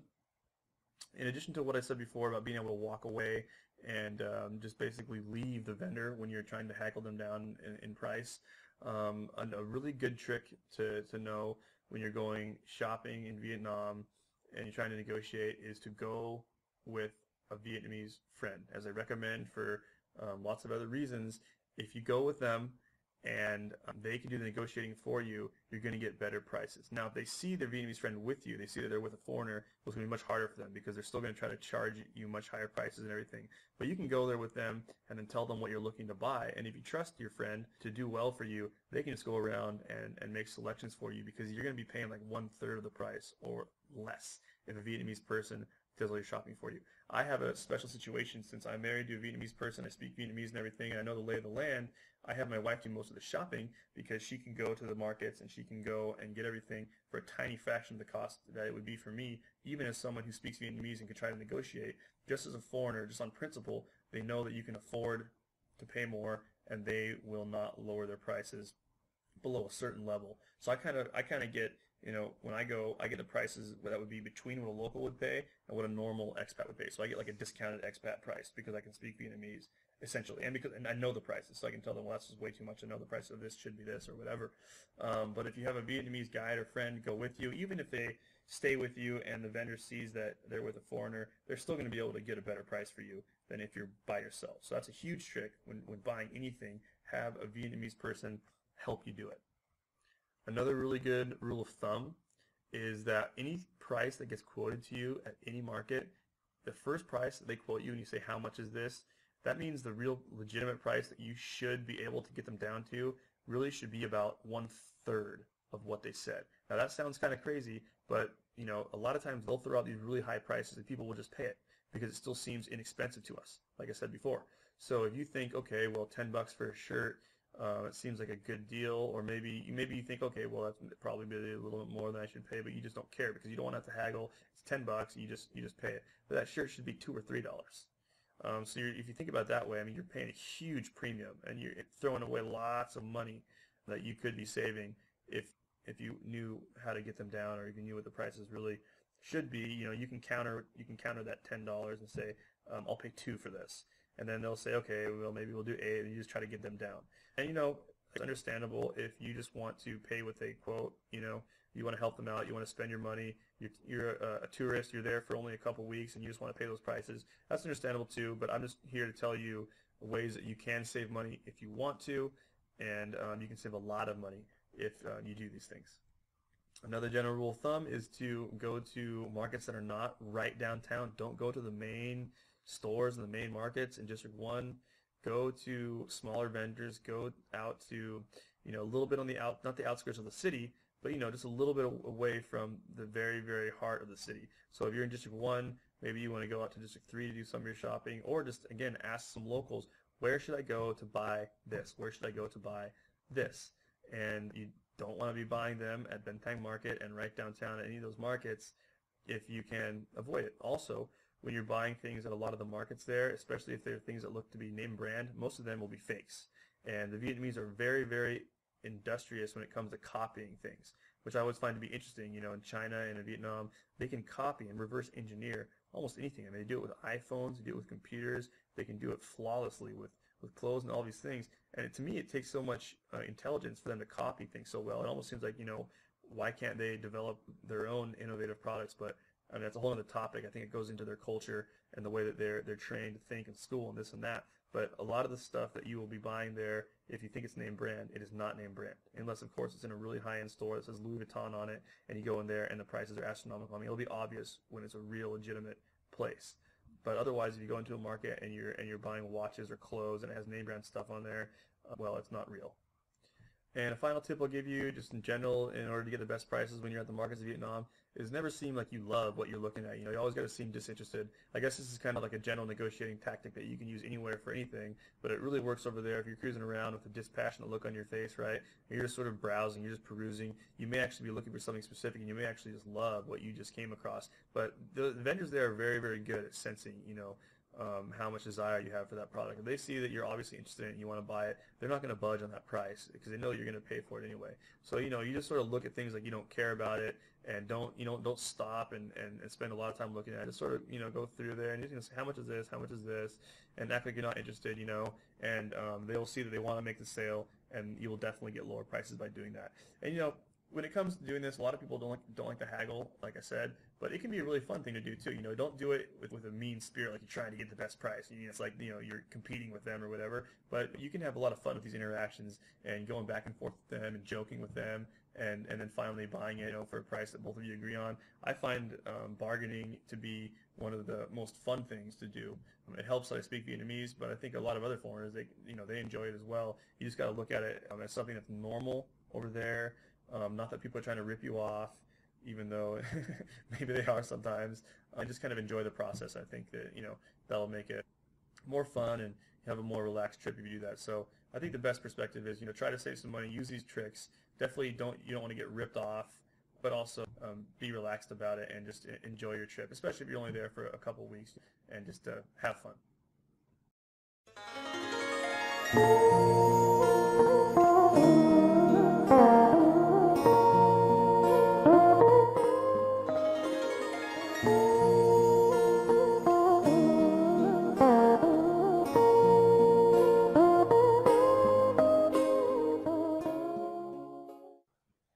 In this video, we're going to go over how to save money at the hotel, getting a good deal on a hotel. I'll say it again and again, the best way by far to save money getting a hotel is not to book it yourself. Have a Vietnamese person help you not only book the hotel, but choose the hotel. Because what will most foreigners do? We'll go online, we'll find these hotels, we'll want to stay at a nice one, and we'll be paying these huge premiums for a hotel. We'll think, oh, $50 for a hotel, well, that's really cheap in America, that must be good. But that would be like way overpriced for most hotels in Vietnam. And if you're paying like $100 or up, you should be staying at like a 5-star resort for that kind of money in Vietnam. But if you stay at local Vietnamese hotels, not the big chains, not the Sheratons, not the big, not the Hyatts, and you want to stay in District 1, and you stay at a local Vietnamese name brand hotel, you can stay in a really nice room for $20 or $30 a night. If you stay in the backpacker area, which I told you about before, you can get as low as like $10 or $15 a night. But those are kind of crappy hotels in general. But if you want to stay in a nice room in a nice hotel, and you pay say $30 up to $40, you should be able to get a really nice room for that much. And the way to do it is to have a Vietnamese person help you select your hotel, or even just once you get there, have your taxi driver take you around District 1 and say, oh, I want to look to stay at a hotel in District 1, and tell them how much you're willing to spend, and they will take you down, and you can look around, and you can choose one. There's tons and tons of hotels in District 1 in Ho Chi Minh City, and there's lots of choices, and you will definitely save money by not staying at one of the big name brand hotels. You'll probably save about 50% if you do that. And even if you go and you book it yourself, not with a Vietnamese friend, you'll still be paying a lot less for a really high quality room if you go and you stay at one of the local companies, because there's so much competition in the hotels. They'll be happy to have your business at a lot of those places just to have their rooms filled up. So I actually don't recommend booking everything in advance before you get there. I recommend getting there and then going and finding one if your object is to get the best deal. Now, if you enjoy convenience more than anything, and you just want to have everything organized and planned, as most people do when we travel, right? Well, then I would say go ahead and book in advance online. You just got to know that you're going to be paying a huge premium, and those will make your trip a lot more expensive. But a lot of the online international style hotels will be of the higher quality, and you'll be able to stay in extremely nice rooms. For example, if you stay at the Caravel or the Sheraton or the Park Hyatt, or the Hotel Majestic, or the Hotel Rex. Those are some of the biggest names downtown. You can stay in a very, very high-end, beautiful room with a really nice restaurant downstairs. The New World is another really good one. The Intercontinental is another really good one. You might pay $100 or $200 a night, but you'll be staying in a 5-star hotel. So that would be something where, if it was in the West, it'd be several $100s a night. You get the same experience for only maybe $100 a night. So in that case, maybe that's what you want to do because you're getting such a higher level of service and quality for such a relatively low price, which is another reason why going to Southeast Asia and a lot of developing countries on vacation is just awesome because you get so much more bang for your buck. Even if your plane ticket is more expensive to get there because it's farther away, you're going to be either saving tons of money on your trip or you're going to be having just a way better experience in terms of being able to afford things for, let's say, the same amount of money that you would spend in just a few days somewhere more expensive. For example, if you stay in Hawaii for a week, you may spend $5,000 or $10,000. But if you stay in Ho Chi Minh City for a week, you may spend $1,000 or maybe $2,000 and stay in really, really nice resorts and have money be no object, go out and spend money and eat at nice restaurants the whole entire time. Of course, Vietnam is also tropical, so you have the beaches and everything else at your disposal as well. And the final tip I'll give you about saving money at hotels in Vietnam is a lot of times there'll be a lot of promotions and package deals. So if you just go down to a tourist office, there's tons of them all over the city. Just ask a taxi driver or ask someone at your main hotel. For example, maybe you book a hotel for the first couple nights, and then you get there and you want to change it. You go down and ask your lobby for a tourist office somewhere, and you go down there and you can get a package deal to go do some sightseeing, visit some pagodas, visit some of the best places in the city, and get it packaged up with the hotel. You'll get a pretty big discount doing that. You usually save maybe 20 or 30% if you do these tourist packages because, again, there's lots of competition for it.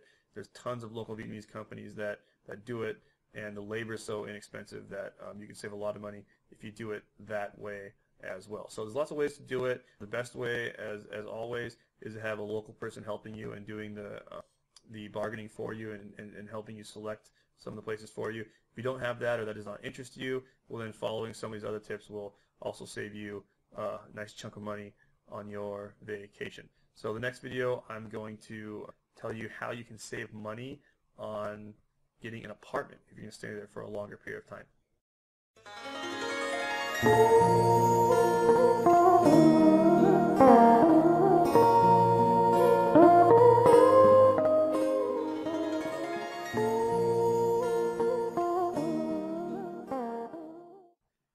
So if you decided that you want to live in Vietnam because you had a great trip there, you love the food, you love the climate, you love the people, you love the prices, which most foreigners in my experience will. I can't tell you how many people I know who've traveled there as a vacation or thought that they were maybe going to, teach English, which is a really popular thing to do over in Southeast Asia, maybe for a few months, and then they decide, wow, the cost of living here is really low, the job is pretty laid back and has good pay, and the people are lovely, the weather is lovely, and they stay there for 5 or 10 years. This is what happened with me.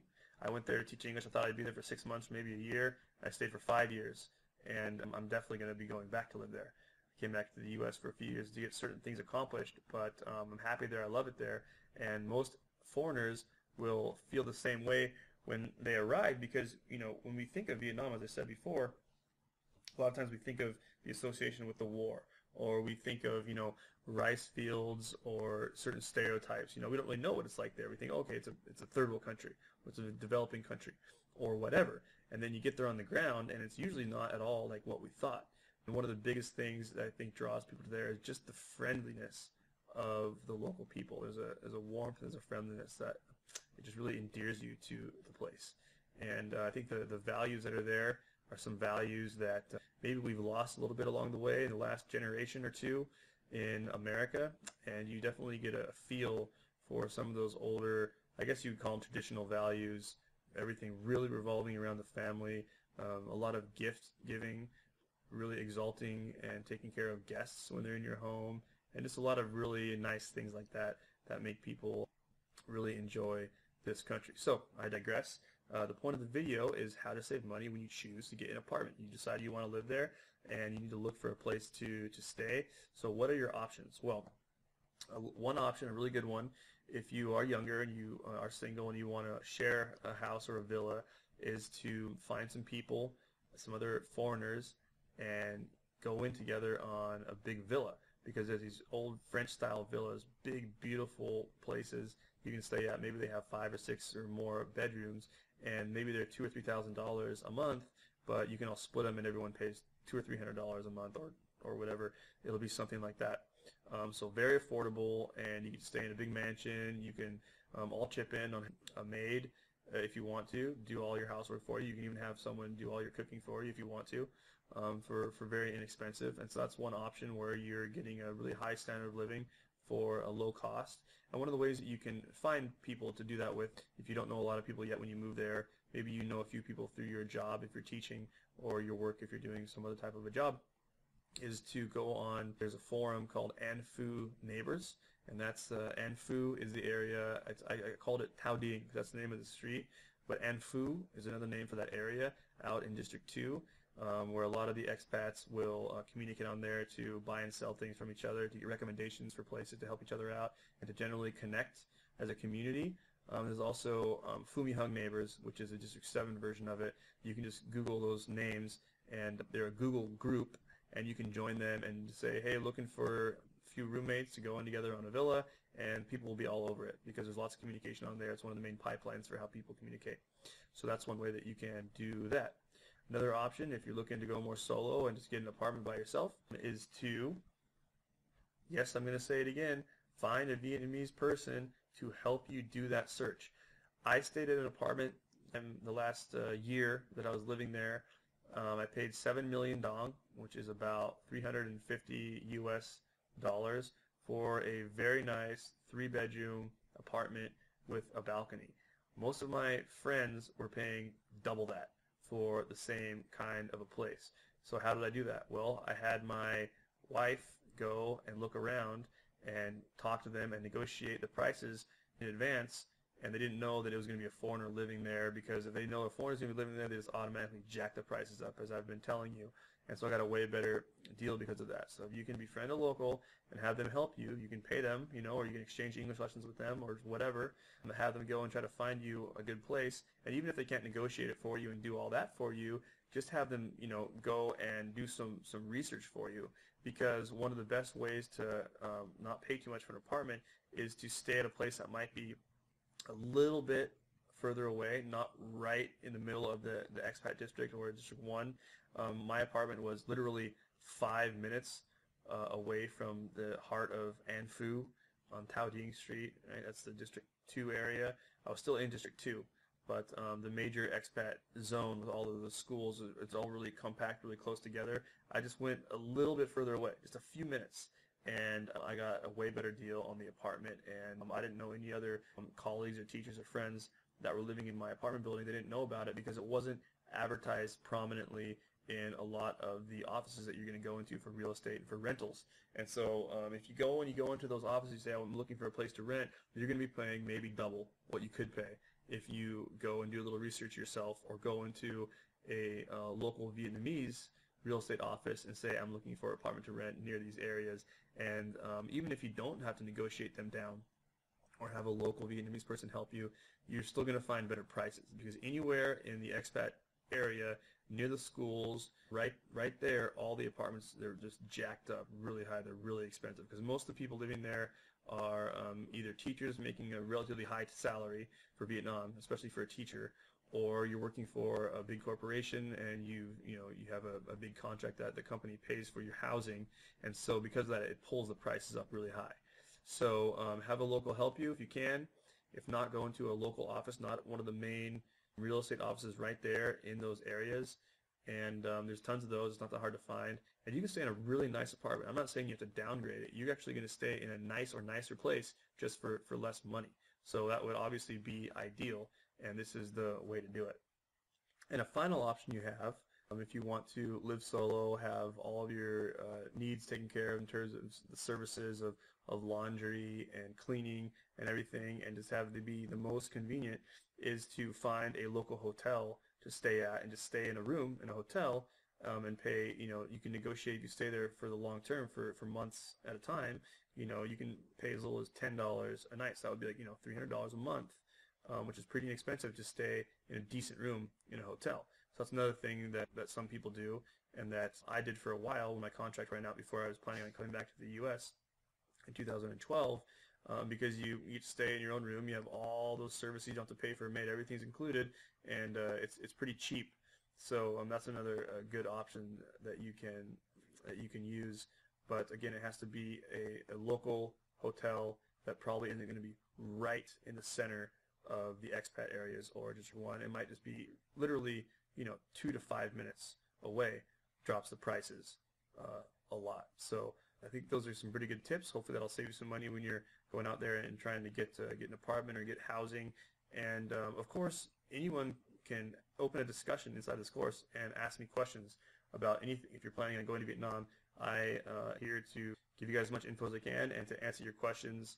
I consider myself to be an expert, obviously, in Vietnam and in Vietnamese language. I also have a Vietnamese language course here on Udemy that if you want to brush up on some phrases and a lot of the basics and how to speak Vietnamese before your trip, you can join that as well.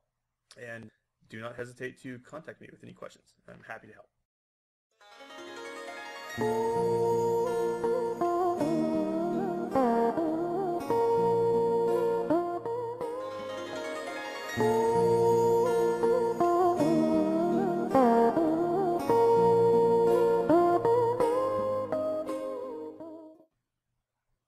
I've given you guys a lot of tips on how to save money in Vietnam in general, and I've gone into some of the things I'm going to say in this video already a little bit, but I want to give you guys just some more general advice about how to not get ripped off when you're a tourist living in Vietnam. Some of this will be review, but I want to reinforce it so you can just kind of have a really good feel and a good sense for how to keep yourself safe and, not get gouged and not get scammed while you're in the country. So some of the things I've mentioned, I'm just going to go over them again. One of them is to not spend money in the backpacker district on products that are sold to you on the street. And to avoid that district altogether is best, in my opinion. Not spend money at the Ben Thanh market right downtown, or if you do, try to get the best price and haggle them down. Otherwise, you're going to be paying triple, quadruple, or in many cases, even 10 times as much, really, as you should be for that product. So just know the prices are really high at that market, Ben Thanh market, right downtown.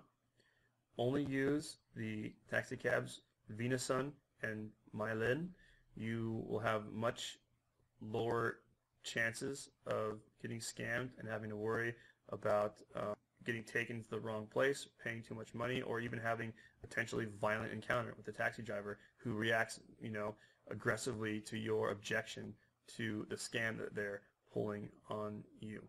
Knowing the prices for things in advance helps a lot. Just knowing how much you should pay for things, 100,000 dong from the airport to downtown, $300 to $500 for a nice apartment should be enough.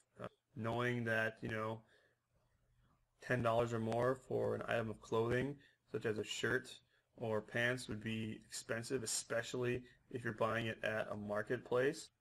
And generally, don't agree to pay for anything that is unsolicited, right? So if someone comes up to you aggressively wanting you to take their taxi or wanting to sell you this copied book or wanting to sell you clothing or wanting to take you to a massage parlor or wanting to take you to their restaurant, generally a good idea is to just say no to all of those, because those are the kind of people that are aggressive and that will be trying to get the highest prices out of you, and you don't know what that place is, you don't know where you're going. And it isn't to say that every single person is trying to scam you and that every single person that's trying to sell you something is a bad person or that it's not going to be a good product or service or whatever, but this is a way to avoid running into those problems. You should be the one that is choosing where you're going, either with the advice of your local friend that you've made or through your own research and things like that. So that's a really good way to reduce the likelihood that you're going to get yourself into a situation that you will regret. Avoiding those areas like I told you, District 4, District 5, and District 8. I didn't go into much detail about District 8, but basically there's no reason to go there anyway, but it's on the other side of District 5, which is to the west of District 1, and it's a poorer area, it's a seedier area, and you definitely don't want to be over there all by yourself as a foreigner just wandering around, right? If you look like you don't really know where you're going, well, that makes you a much bigger target for lots of different stuff than if you're confidently going in some direction, you know where you're going, and if you have Vietnamese people that are with you, is the best if you're not in one of the main expat areas downtown. You need to be able to do the exchange rate calculations in your head really fast so you know what you're paying for stuff. It's pretty simple. It's basically, like I said, 20,000 dong for a dollar. I actually looked at it the other day. It's now over 21,000. But to just do a rough estimation, you can say 20,000 dong for a dollar. It's basically 1 million dong is about 50 bucks, right? 10 million dong is about 500 bucks. Okay, 500,000 dong is about 30 bucks. So you memorize some of those metrics. You can do the calculations in your head really fast when you're getting quoted prices for things. If they quote prices in the U.S. in U.S. dollars, it always makes it seem cheap to you because we're used to thinking about prices in U.S. dollars in our home country. But that's a way to raise the price for them because it seems less expensive, but in fact it's more expensive. So you need to get used to the exchange rates and using the Vietnamese money because you start thinking when you know the price, you start thinking, okay, 100,000 dong, it's kind of expensive for this meal, right? That's only $5. That would be inexpensive for a meal here, but over there, most of the meals, if you're like a Vietnamese restaurant, they should be 40,000 dong or 60,000 dong. A lot of times even less than that, and that's $2 or $3 for a meal. So it's just good to know the exchange rate and know the prices. That'll save you a lot of money right there. And finally, just as a reminder, never, ever, ever, ever pay what is first quoted to you as a price for anything in Vietnam. That goes for housing, that goes for any marketplace that you're at, that goes for buying a motorcycle or buying a car or renting a motorcycle or renting a car. Everything is negotiable there. Everything. Okay? So you should be able to get the price down by a bare minimum of 10% if you just haggle a little bit. In many cases, 20 or 30%, depending on what it is you're shopping for. I bought 2 motorcycles when I was there, like the 3rd year I was there, and I said, if I buy 2, what kind of discount will you give me? They said, none. I said, well, I'm not going to buy them then. I said, well, okay, let me talk to my boss or whatever. That's what they always do, right? And talk to my boss. And then you get it lowered down by a little bit, and I'll say, okay, I'll buy 2, and if you give me this price. And eventually, after like half an hour of haggling, I saved like $200 on the purchase of those 2 bikes. They were about $800 each, list price, brand new, for a Honda Wave. That's like the standard motorcycle you get over there that is a pretty good price. It's lower end, but really reliable. And I ended up paying $1,400 for both of them. So I saved $200 just by knowing that I could haggle. Most other foreigners would have just paid the price, the ticket price, and they would have been out $200. You can do that with anything there, except, at a restaurant, whatever the menu prices are, that's what you're going to pay. That's probably the only exception in terms of what you're going to pay for something. At the first quoted price, don't take it. You'll save yourself a lot of money, and you'll reduce the chances that you're going to be getting scammed for things as well.